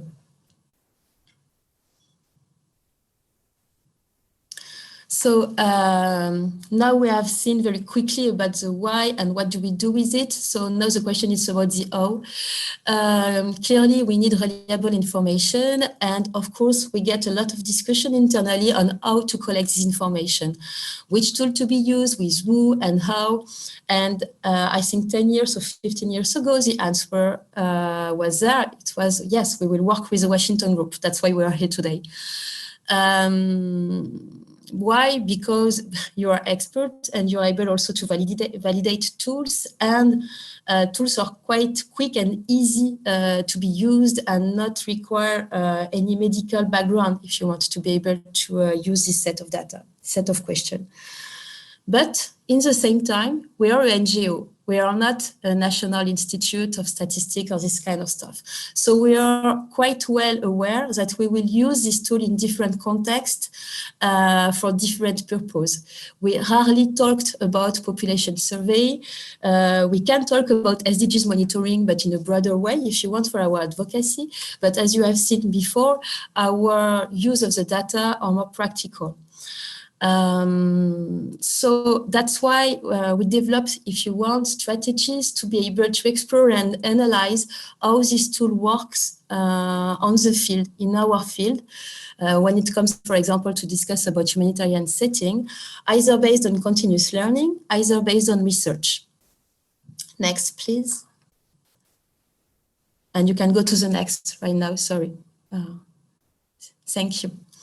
So now if I focus on data collection in schools as required for this session, of course, collecting data in schools are quite challenging. And I think the presentation of Philippa was quite interesting on this one. We will talk about data about children, meaning there will be also some safeguarding and ethics issue related to this. We will work with teachers. There will be a lot of issue around timing of data collection because the agenda of teacher in classroom are quite heavy already. So how to deal with collecting data and to include this activity in their agenda. So a lot of challenges here. And we know that there are two tools which are available when it comes to discuss about children and disabilities. There is the CFM and the CFM TV. So I will just present very quickly some experience we get with both tools in schools. So next slide, please. So first, this is a research we have done in Senegal. So this research has already been presented in Buenos Aires 2 years ago. This is just a reminder. But it was interesting to present it again, but it's totally in line with the presentation of Philippa just before. So this research was implemented in Senegal, meaning development context, and only in secondary schools, no primary schools. The idea was to contribute to the development of the CFM TV, assessing the reliability of the CFM TV. We wanted to compare how the tool worked when the same teacher report twice on the same student, and when two different teachers reported on the same classroom but in together. And the idea was also to assess the experience of this teacher using this tool. We were quite lucky this time, but because we were able to build this research with the help of the research unit in 2HI, with very strong MIL officer and with the support of the Washington group. So it was a nice experience to get a kind of pilot finding, first findings, if you want, on how the CFM work in this kind of context. Next, please. Next slide. So the main findings. The disability prevalence was 5.7%, which is not huge, but it was quite interesting to see this prevalence. As reported by Philippa, teacher reported that some functional domains were easier to report than others. For example, seeing, hearing, walking, speaking. Of course, this is easier to report or to evaluate than concentrating or anxiety and depression. Knowing that also there are some literature on the report of parents on anxiety and depression, and this is also difficult for them to evaluate it. So there were some difficulties, but there were also very positive points raised by teacher, meaning, for example, they discover again their student in front of them. So it was an occasion just to think about children, by children, and to think about their needs. We talk here about classroom where you can find 100 students in one classroom, so it can take time. And it was interesting to get this positive feedback. Of course, training is essential because to be able to use this tool, you need to get an understanding about what is disability, and you need to understand how to use this question and why you will ask this question also. And of course, being familiar with the student is a key success factor. Nothing new here, as Philippa has already presented everything before. But this research was quite interesting because finally it opened some windows for a next adventure, a next research. So it was a way also to define first assumption for a future project. So next slide, please. And it's what we will try to do. This is the new thing into HI when it comes to talk about CFM and the CFM TV. We are trying to develop a research project with Education Cannot Wait and the Washington Group to be able to analyze a little bit more deeply how this tool will work in emergency setting. So the research will take place if we manage to implement it in Uganda in settlements context. The idea is to get a 3-phase project with a research phase, and we will work on the reliability of the tool in this specific context, and we will get some question around, yes, does the representation about disability of the teacher will impact or not their ability to report? Will there be more difficulties really or not to report on the specific domains? All these questions, we will try to deal with it. The idea then is to get a knowledge translation phase, if you want, because as we are an NGO, we need also to produce something which will be practical for our practitioner on the field. And as raised previously, we know that the training is one of the more relevant moment or essential moment to ensure the quality of the data. So the idea will be to produce a training kit for teacher, which will be usable by practitioner, but maybe also academia or other people who are interested in collecting data in schools. And the last phase will be about dissemination and uptake through different medias to be sure that people who are interested will be aware about the existence of all this material. The idea is to get something open source available for everybody. So next slide, please. Until now, I talked about the CFM, but just for your information, we have tried also to use the CFM in schools context. It was in Nepal. It's an ongoing project still. So it was a quite large project in Nepal in different districts. And so we put in place a strong continuous learning process to be able to gather feedback from the teacher and get their idea about it. So we found exactly the same thing. So there are some consistent comments around anxiety and depression, but also around the positive experience for the teachers. Next slide, please. So just in conclusion, very quickly, from our first experience, so based on research on learning, the CFM TV is a quite effective tool for the moment that can be used to identify children at risk of disability or learning difficulties, if you want. So, but we will explore it more deeply. Clearly, we need to discuss with other partners, other stakeholders on this field, as proposed by Jennifer previously. It's something which is important to share our experience. But in the same time, it's quite interesting also to see that the data collection world is a kind of world in motion, if you want.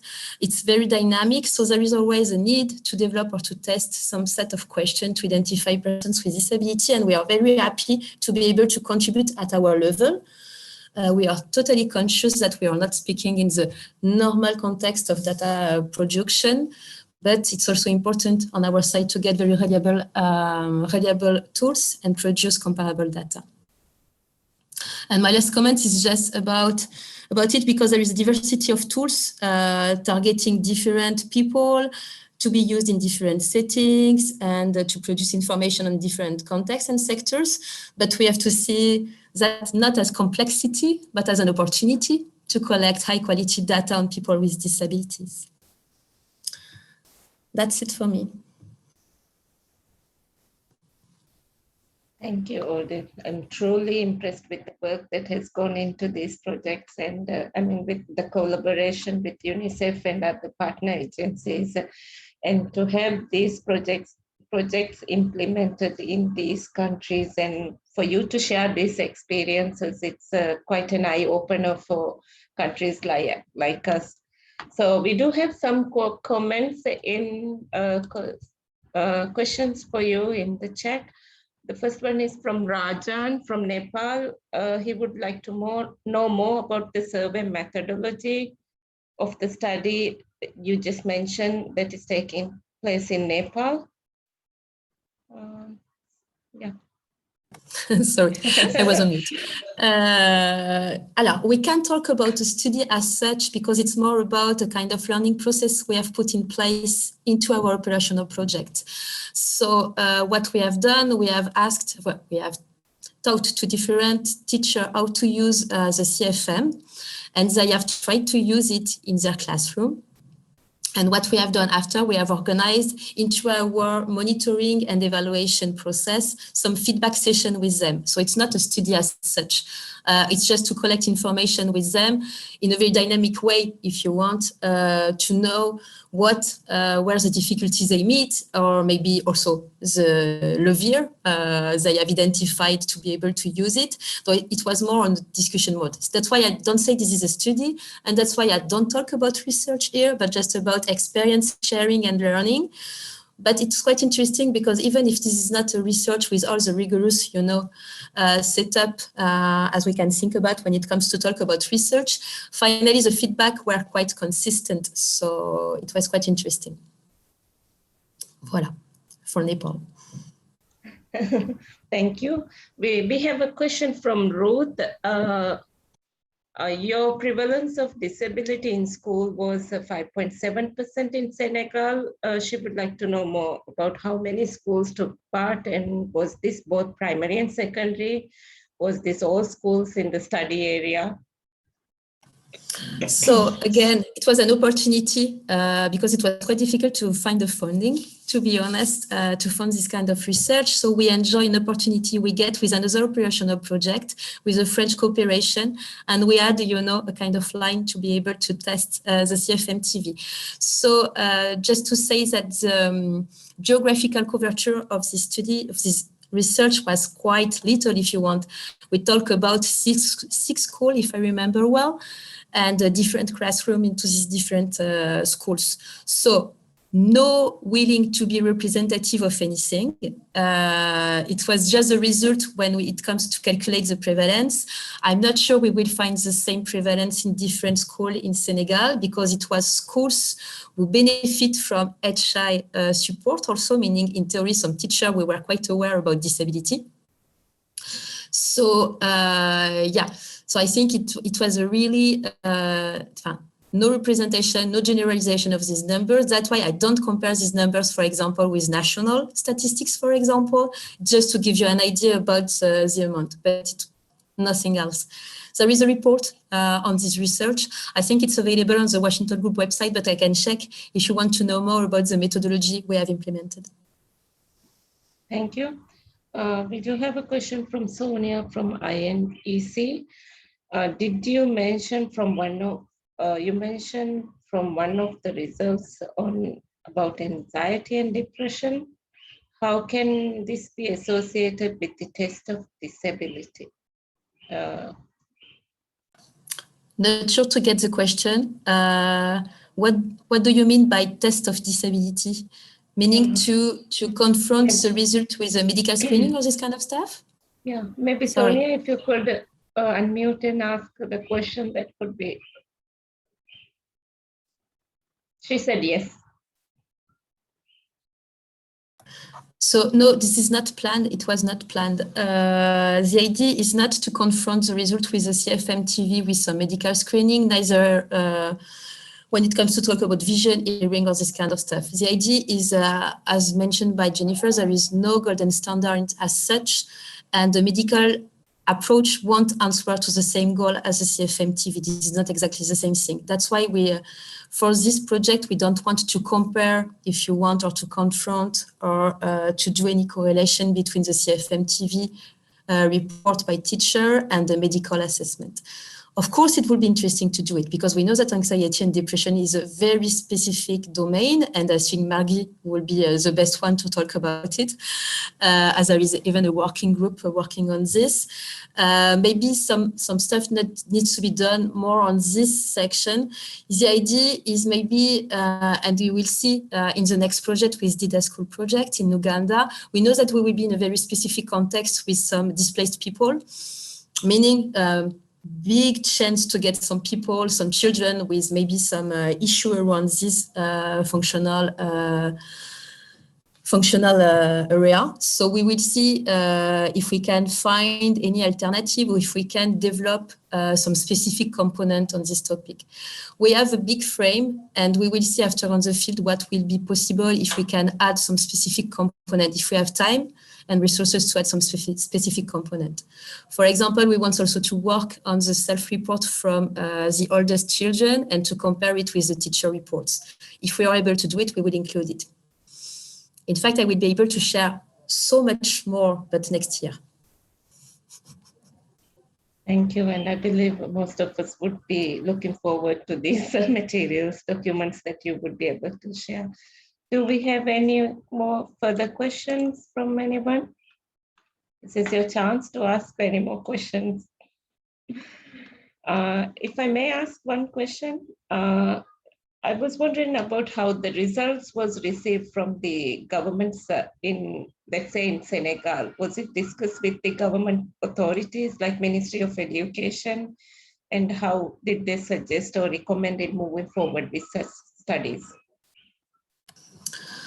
Alors, I was not on the field at this time, but I know as the research was included in Furent in a more general project, I know that there was some discussion about including it, for example, in the mix to see if it was an opportunity or not, and to begin to identify challenges related, for example, to the gathering of the information and the connection, between teachers and after National Institute to ensure the link between the background where we collect information and after where the information will be analyzed. To be honest, I can check, but I'm unable to tell you if there was any discussion with the Ministry of Education, with some specific people at this level. It was 2 years ago. It was before the COVID pandemic, and it was quite new. Now we have more and more experience with the CFM TV. So I think now we are more and more stronger to be able to discuss and to share and to try to promote also the tool. Still 2 years ago, we were quite cautious about this. We were just discussing about testing and trying, and so we were happy to contribute about this, but we avoid to promote too much the tool at this time because it was not a good time. Thank you. Thank you so much for the presentation and thank you for all the hard work. I really congratulate you on the work that has been done so far. So with that, I would like to conclude this session and hand over the floor. Oh, Jennifer, you have your hands up. Yeah, sorry, I should have mentioned that, the presentations at this session are from the partners who met with us in September.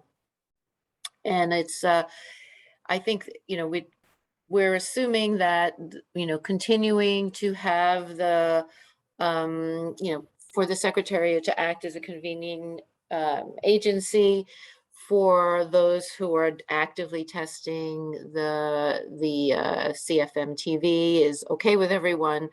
And from the questions, it sounds like there's a lot of interest. And so hopefully this is something that we can bring back to the group at our future meetings and look at progress. Since there is a lot done, and you've heard a couple of examples, but there's other work going on, and it is all kind of related, and it would be good to keep up with where we are on those. I just wanted to add that. Thanks, Riaz. Definitely, and thank you for that contribution, Jennifer, and highlighting that. So that's it. Heidi, over to you. Thank you very much, Riaza, for that excellent moderation, and to Filipa, Aud, and Jennifer for your presentations. Again, a call if you are interested in the work of this group, or others who may be interested in the work of this group, please get in touch with us. It does seem like an area that is eliciting a lot of enthusiasm and interest. Without further, I will give the floor to Margie Schneider from the University of Cape Town, and she will be moderating our final session for today. And this is a session on brief partner presentations. Margie, go ahead. Thank you, Heidi. So the final session this afternoon is on a couple of partner reports. The first one from ESCWA by Nida Jaffa, and the second one by Martina from Save the Children International. And I think it's very exciting to always hear how the partners are taking these questions and using them. So we look forward to hearing kind of experiences that you do have. So firstly, over to you, Nida Jaffa.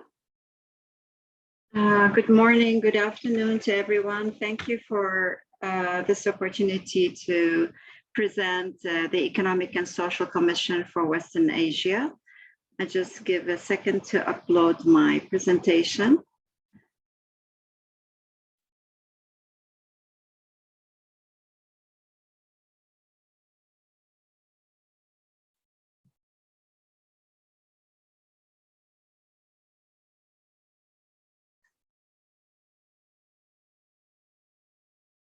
Does it show? Does my presentation shows? It's showing, but if you can put it into presentation mode, there we are. Yes. That's great. Okay, thank you. So I am the head of the Statistical Policies and Coordination Unit at ESCWA.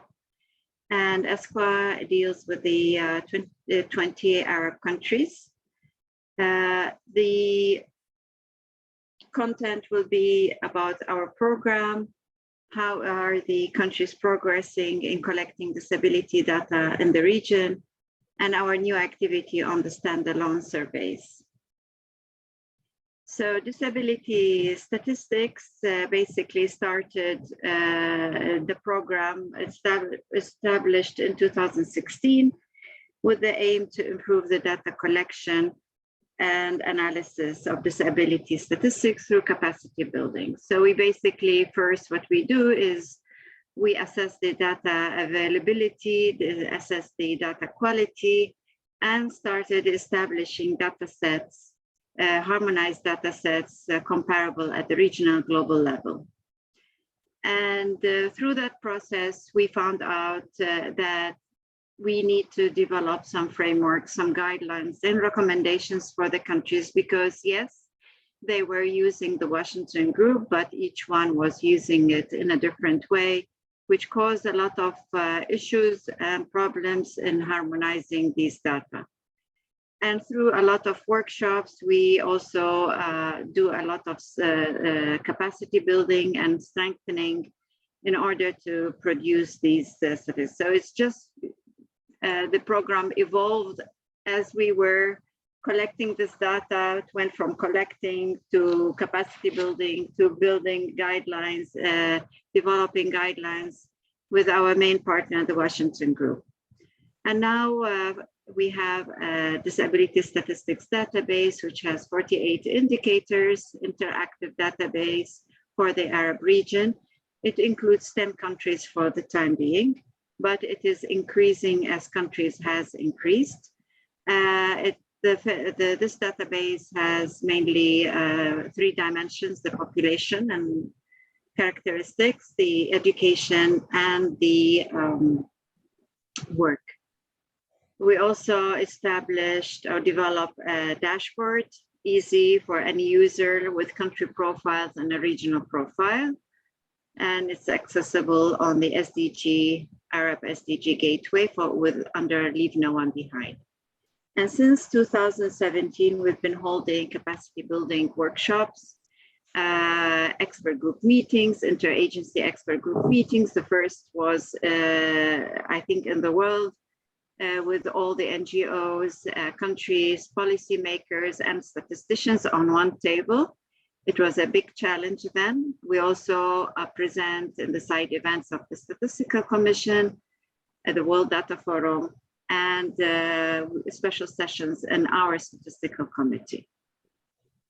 And we also deliver technical services, for example, for Iraq on conducting their census now, earlier for Libya, who missed the workshops, and we had to get them to the same level as the others. So we had like special bilateral meetings or technical advisory or capacity development. And as an outcome, we have a publication which has disability statistic data, which reflects the database. We also have, in cooperation with our colleagues in this social division, a publication on disability in the Arab region. And I really recommend for all the countries to use the regional guidelines that we have developed with the Washington Group, which shows the don'ts and do's, how to implement data collection of disability statistics as per the Washington Group.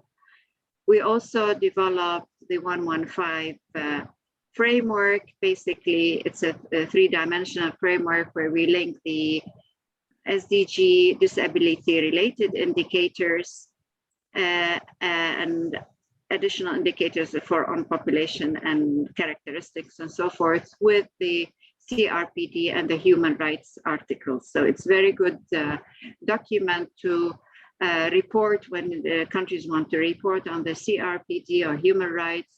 This will facilitate for them the reporting. And also we had a policy brief on the elderly with a focus on persons with disabilities. So far, this are our. We also supported the establishment of the Casablanca Group. Casablanca Group basically is aim to develop and improve statistics on person disabilities in the Arab region. So we have one of the first groups, country groups. It was established in Morocco during our meeting, and that's why we call it Casablanca Group.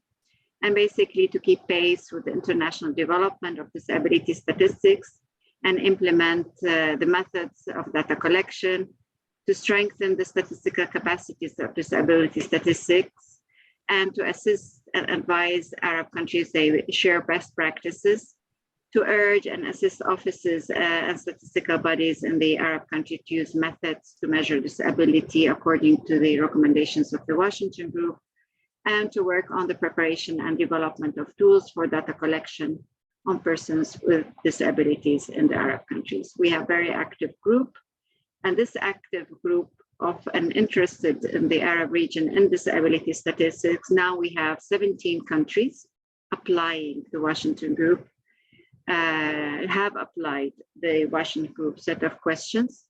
And we are very proud of our region with the activities and interests of our countries in further developing the database on disability statistics. Now, currently, through this year to the coming 2 years, what we will do is we are collecting our second round of data collection. We have new countries who implemented the standard models of Washington Group questions in their surveys. And you can see the list of countries. It ranges from health surveys, census, labor force survey, BHS, standalone surveys, and so forth. These countries, these new data sets, since 2000, our first data collection in 2017, have received already a very detailed questionnaire, more detailed than the last time. It's an updated, automated questionnaire which they can use for their own national reporting. So it is not only for us, this developed questionnaire where the indicators are automated and generated directly as they fill in the data. It includes content verification, i.e. validation. If they enter something wrong, the Excel sheet will tell them that this, with a message, this is wrong. We increase the areas covered. We added, in addition to population education work, we added access, benefits, and health. So also we increased the number of indicators from 48 indicators to 95 indicators following our 115 framework of SDGs. Of course, we go back to the questionnaires of each country. We check the questions to see if they applied correctly, the Washington Group questions. And then we admit these countries to our data collection process.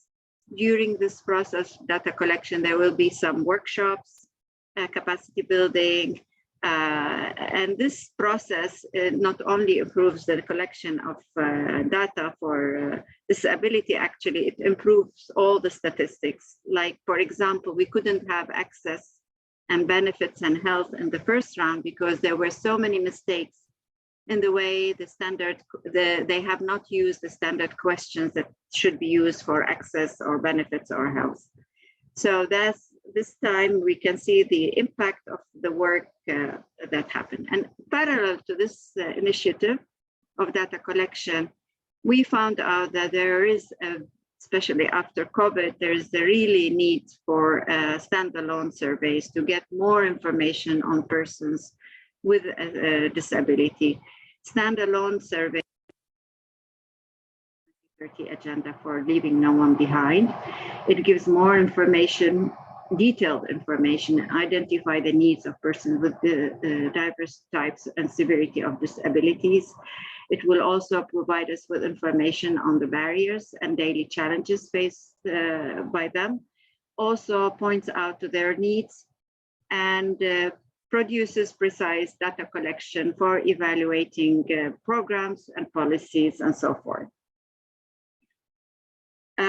This interest in a standalone survey or expanded questions beyond the Washington Group, we've noticed that has been applied by countries in our region. So we see that the state of Palestine, in Egypt in 2014, Morocco 14, Iraq in 2016, that had a standalone, Saudi Arabia, and this year Egypt also is applying a standalone survey on persons with disability, and we've been corresponding with them, reviewing the questionnaire and so forth.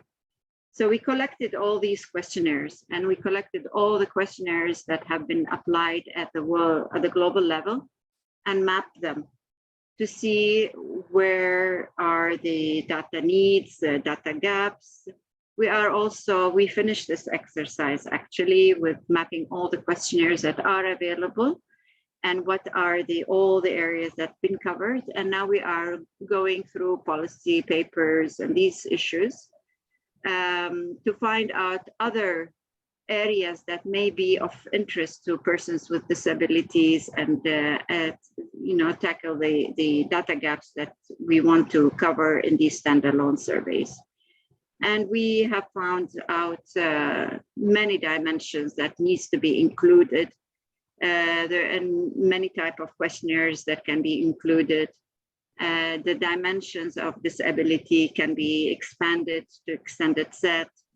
There are areas like you need to know more about the social demographic characteristics, the work history and benefits, the environmental factors, and the personal assistance products and facilitators.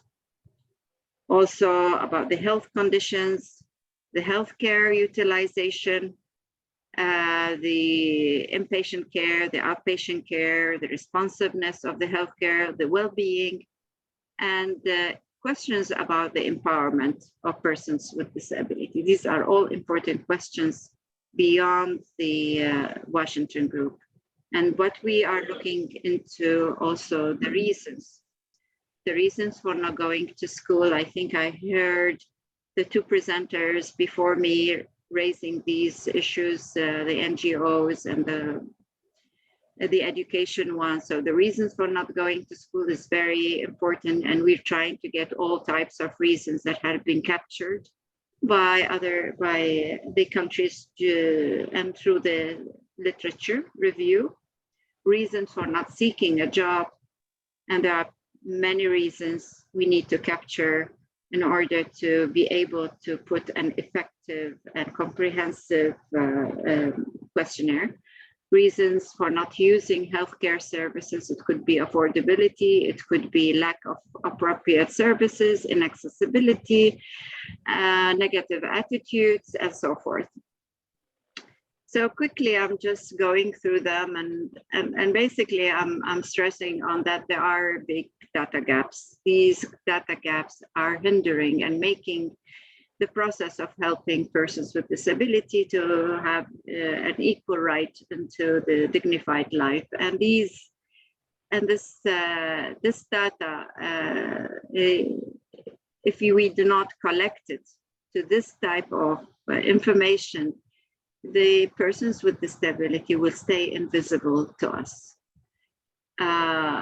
We need to go beyond the prevalence. So what we're going to do is we're drafting a master standalone questionnaire with policy relevance. We'll try to put all these information into one tool. We would like to establish a working group from the region and beyond, and have our usual partners with us on this project. Although Jennifer did not mention ESQA in her presentation, but we have very good, strong working partnership with Washington Group. We will hold, after we let these deliberations go on with the working group, we will hold an expert group meeting, and it will be our second expert group meeting at the global. I hope still nobody has done it, so it will be the second one. And we will bring the NGOs, and we'll have working groups to make sure that we are covering as much as possible all the barriers, all the concerns of persons with disability in this questionnaire. And then therefore, after we develop this questionnaire, develop the guidelines and recommendations to do that, hopefully. And this is, I want to say, key messages. This is important, and it was only enabled because we were able to establish a disability statistics program, a regular work program in the statistics division at ESQA. Without it, we would not be able to take these baby steps, but concrete steps to increase the number of countries and build their capacities. And then now we're going to a bigger and achievements, and our countries are very responsive to these calls, especially when the COVID-19 pandemic, we all know how much it has affected the countries, and the persons with disabilities in particular are twice as likely to find healthcare services and facilities inadequate. And there was a big demand of data and information since then. And I think we need to quickly step up our efforts to improve and collect more data in order to meet the objectives of the Agenda 2030. Thank you very much. Thank you, Nida. That was a really comprehensive and exciting presentation. We've got a couple of, I'm just looking on my other screen, a couple of questions coming in. Is there somewhere we can access more information on the work you have done so far from Claire Bretherton? I will resend the presentation with the links. So you will have the link to the work program and the links to the publications and the data sets. Make sure all of them are working. And you will be able to access all this work I have mentioned, yes. Great. And from Sonia Herrera from INEC, what are the main sources that inform the that feed the dashboard? Is there only form surveys, or are you also using administrative records? And what would be your recommendations about using administrative data? We are so far been using the household surveys and applying and we had a big challenge when we started that, because the countries, although, as I said, applying the Washington group, it's not about how you apply it. It's just applying it. It's just how you implement it and make sure that not only the Washington group you're working on properly, but all the other information like access to water, access to sanitation. When we were trying to harmonize, we found out there were mistakes in other type of variables that is needed. And with that, we started doing these guidelines. With regard to administrative records, we know very well, it covers only partial of the population with persons with disabilities. And it's more of the concept is different than the health system, the health perspective. It's not what the person is looking at themselves as having difficulty in doing a certain job or functions, daily functions. In the last interagency expert group meeting, one of the countries wanted us to pilot the Washington group in the administrative records, especially these Gulf countries that have PIN numbers. And we have not yet done that. And I think maybe we will do this in the coming year and see if they are still interested in piloting this experiment, and we would take it further. Thank you. Thank you. And Jennifer has put in the message her sincere apologies for omitting ESQA. The collaboration you and the region have been extremely productive and enjoyable. And I want to support that as well. I think it's really interesting what you're doing. And also, I think the close link between you and the Casablanca group is an interesting model to look at potentially for other regional working groups as well. Thank you very much. We'll move on to the second presentation so that we don't run out of time, and we could come back to this one. Jennifer, do you want to say something? Yeah, just very quickly so we can move on. But so this was the presentation I was alluding to when I mentioned the the questions we get about a standalone survey. And so I think it's two kind of questions. How for you, Netta, how do you want to interact with the Washington group on this? It is starting as a regional activity, which is great because I think that's the way to do it. But in terms of interacting with a larger group, how would you like to see that done? And then I guess we don't have time to do it now, but I think for the members of the other members of the Washington group, is there interest in having a more formal either relationship with the work being done in ESQA or something within that's related to it? I don't know how we should go, but I would like to get feedback on that at some point, either during the meeting or after the meeting. But from you, Netta, how would you like to see it go? And again, apologies for that omission. You know, you're just always there, so we forget. I know. Yeah, you're so integral already that we can't. Okay, as I said, we would like to take the perspective of everyone in order to have a comprehensive tool. We don't want to repeat the work or duplicate the work, so we took whatever is there and we want to build on that. And the more we have representation in these working groups, I take it for granted the Washington group is going to be with us as always. And even with countries from other regions, it would be great to organize working groups where we can share these research work we've done and get our discussions going on at the different regions, and then bring it together to one big meeting where we all have a say in this.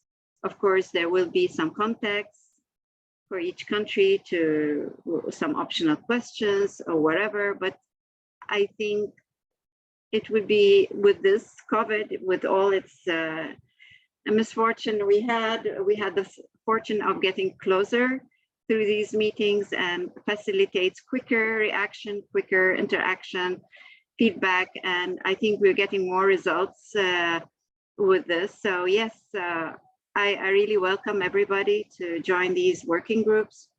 And I'll work with you, Jennifer, to see the modality of if anybody interested to, structure these working groups into workable and functional things where we can get a good feedback. Thank you. We really need to move on now. But thank you for that great presentation. And now it's Martina Osando from Save the Children International. Martina, over to you. Thank you. Let me just try to share the screen. Aneta, you have to trying stop to. sharing your screen. Yeah, I'm trying. Okay, thank you. Stop sharing. Okay. Thank you.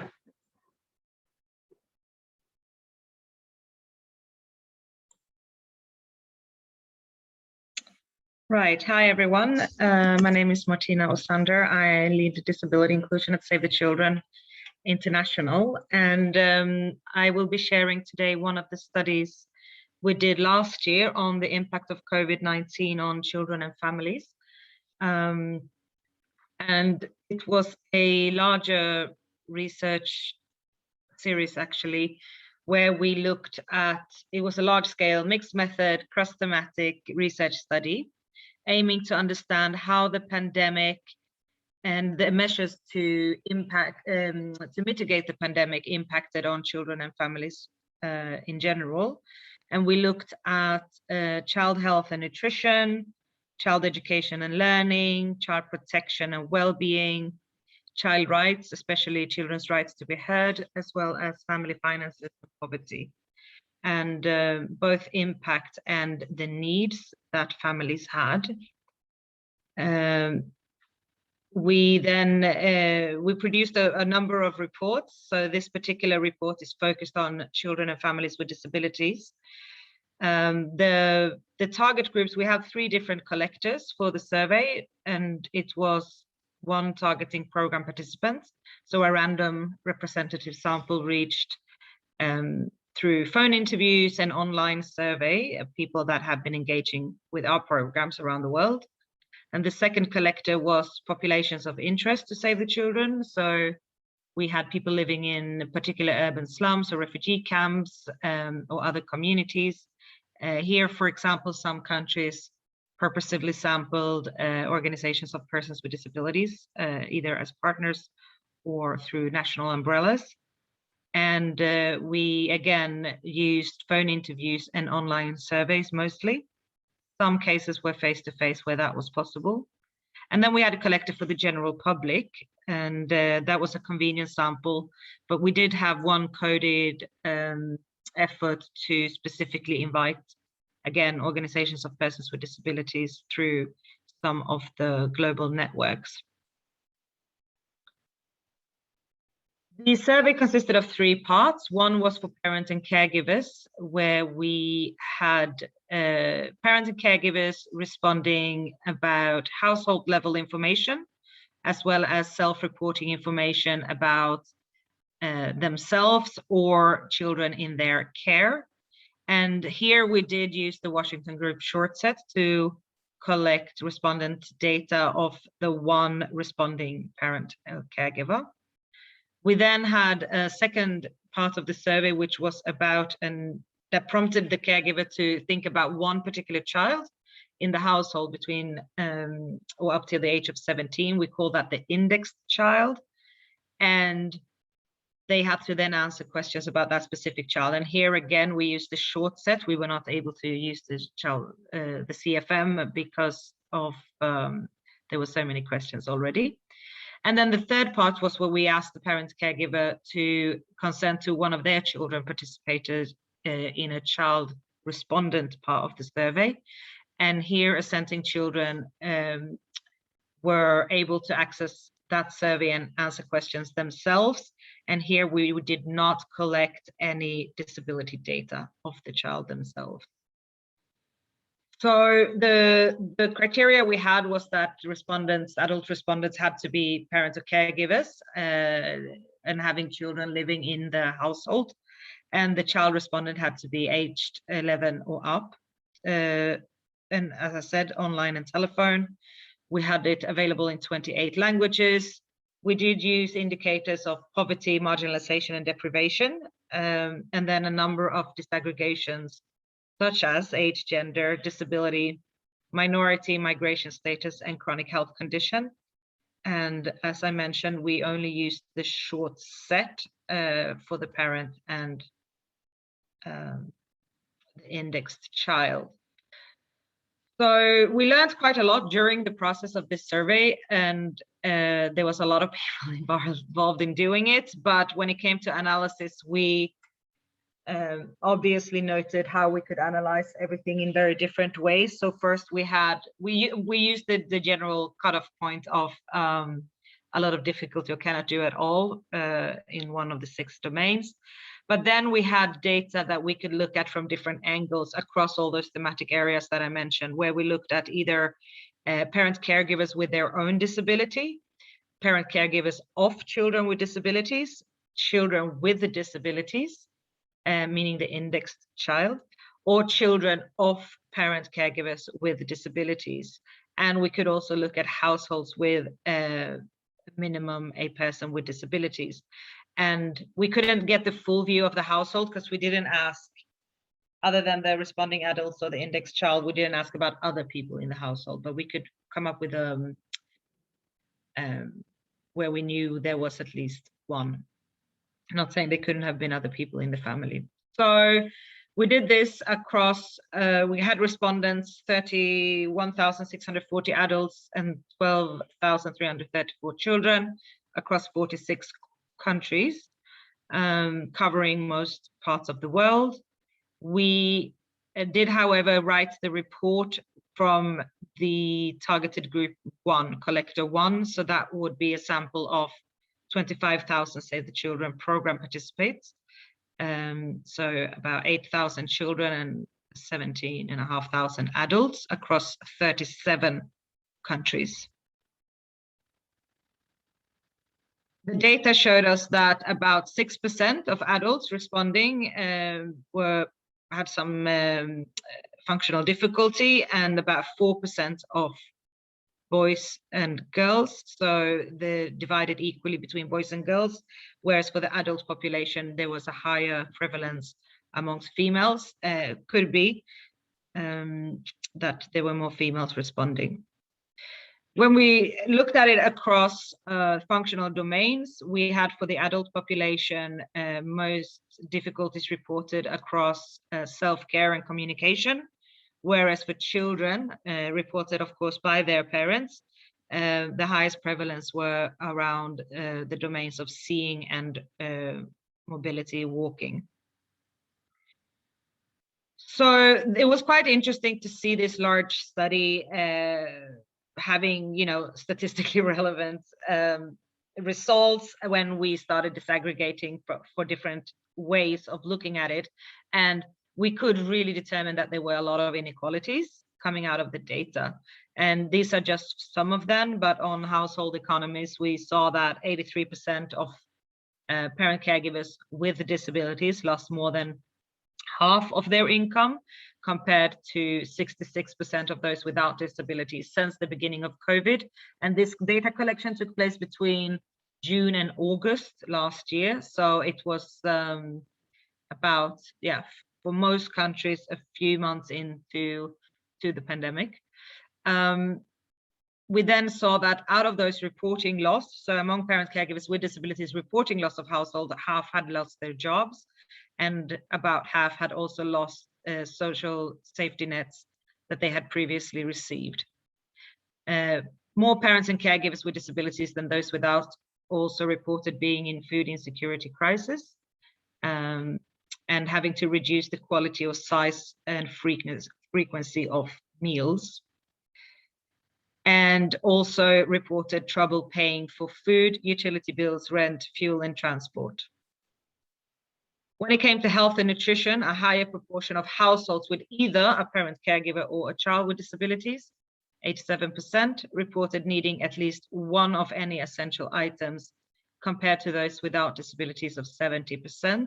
So we looked at things like sanitizer, masks, food delivery, sanitary products, and water delivery. Parents with disabilities also reported at least one barrier to accessing healthcare, medication, or menstrual products. So we had both female and male parents, caregivers with disabilities, 43, 49% respectively, compared to 30 to 33% of those without disabilities. When it comes to education and learning, we did find out that even before the pandemic, only 78% of the children, the indexed children in the study, were going to school, compared to 90 of those without disabilities. We found out that 7 in 10 children with disabilities reported needing homeschooling learning materials, compared to 5 in 10 those without, and 1 in 3 parents caregivers with disabilities reported that their child did not have access to any learning materials at all, compared to 1 in 5 parents caregivers without disabilities. Both children, so children with disabilities, so we actually cross-referenced the child respondent to the indexed child by age, sex, etc. So we could, to some extent, determine prevalence amongst the child respondents as well. And 60% of children with disabilities among those reported not having someone to help them at home with learning, compared to 36% of children, those without disabilities. And that was echoed by parents and caregivers of those children with disabilities who also felt like they weren't able to support them. So, and I mean, I think most alarmingly for education and learning is that we had a lower rate of parent caregivers of children with disabilities that expected that their child would return to school, compared to those of the child without disabilities, fearing that children with disabilities may not come back to school. So for child rights, we also saw that children with disabilities were more disadvantaged. They were playing less, they were sleeping less, and they found it more difficult to stay in touch with their friends than children without disabilities. And although parents and caregivers with disabilities reported that they had started to use more positive parenting methods compared to those without disability, they also reported that there was an increase in negative parenting methods compared to those without disability. So it was a little bit on both sides there. A lot of parents with disabilities reported reduced psychosocial well-being, 82%, and very alarmingly, 17% of parent caregivers with disabilities reported having been separated from their children due to COVID-19, compared to only 5% of those without disabilities. And children with disabilities again experienced a higher an increase in negative feelings. They showed more signs commonly associated with distress, and they reported much higher violence at home, so 43% compared to 15%, which is also very alarming.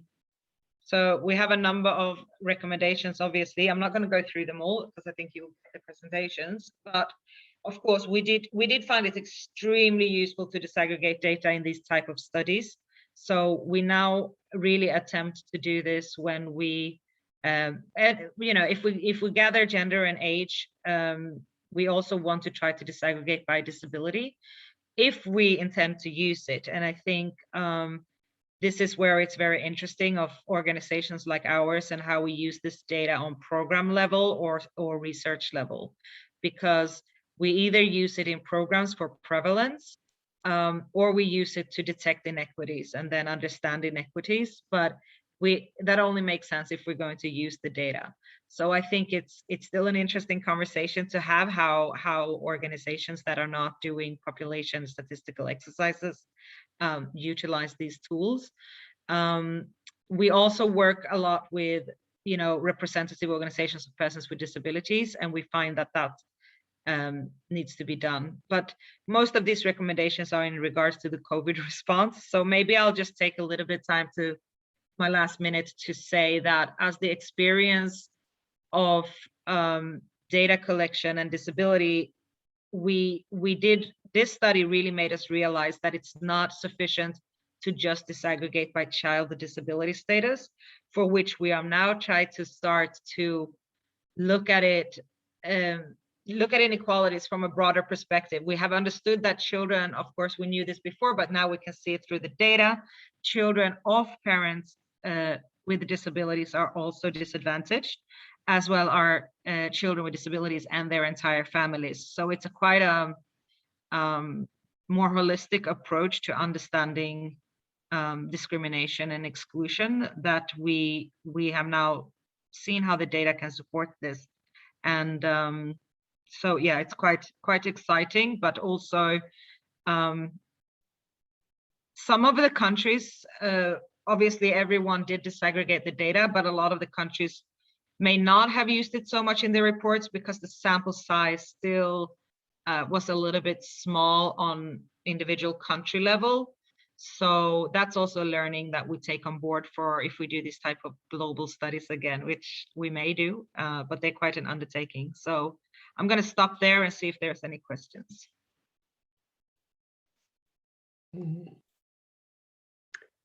Thank you, Martina, for that very interesting presentation and highlighting the impact of COVID, that it really is significantly higher when there is already some level of disadvantage, by the sounds of it.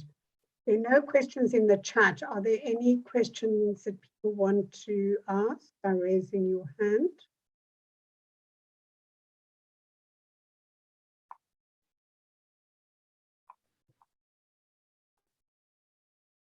Everybody getting tired?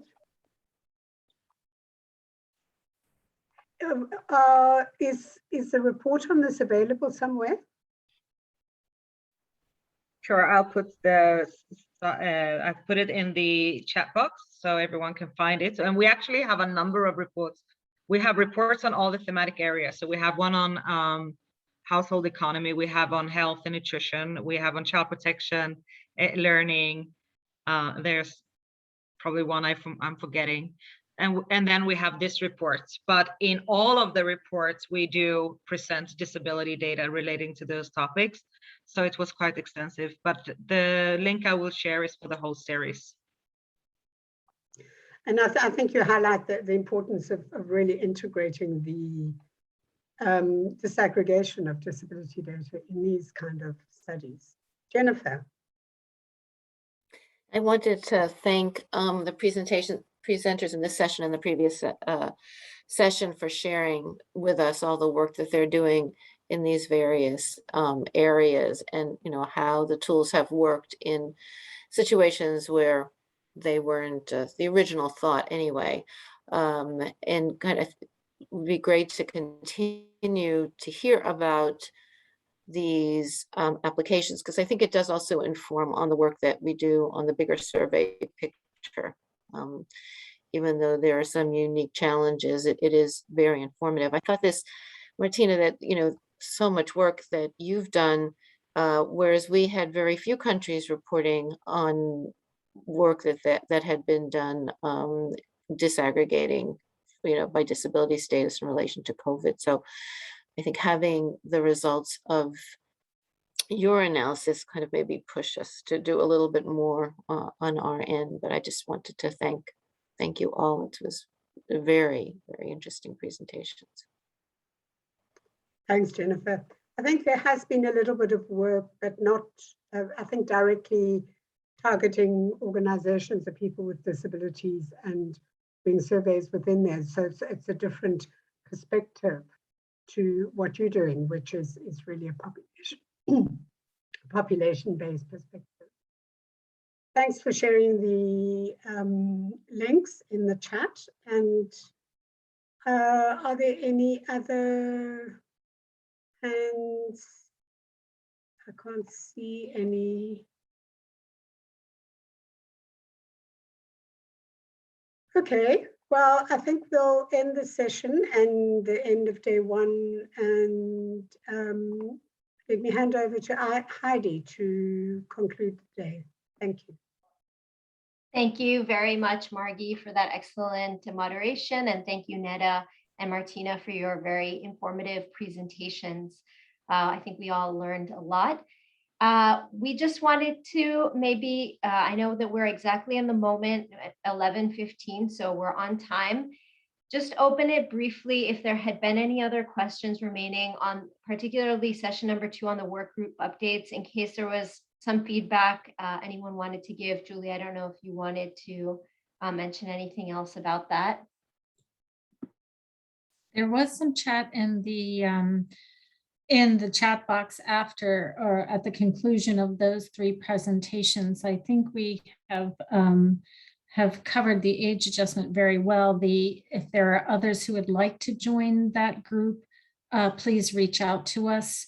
That invitation stands for the environment and participation group, who would very much appreciate more assistance there, especially, again, if you have questions on transportation, send those to the Secretariat and we will move those along.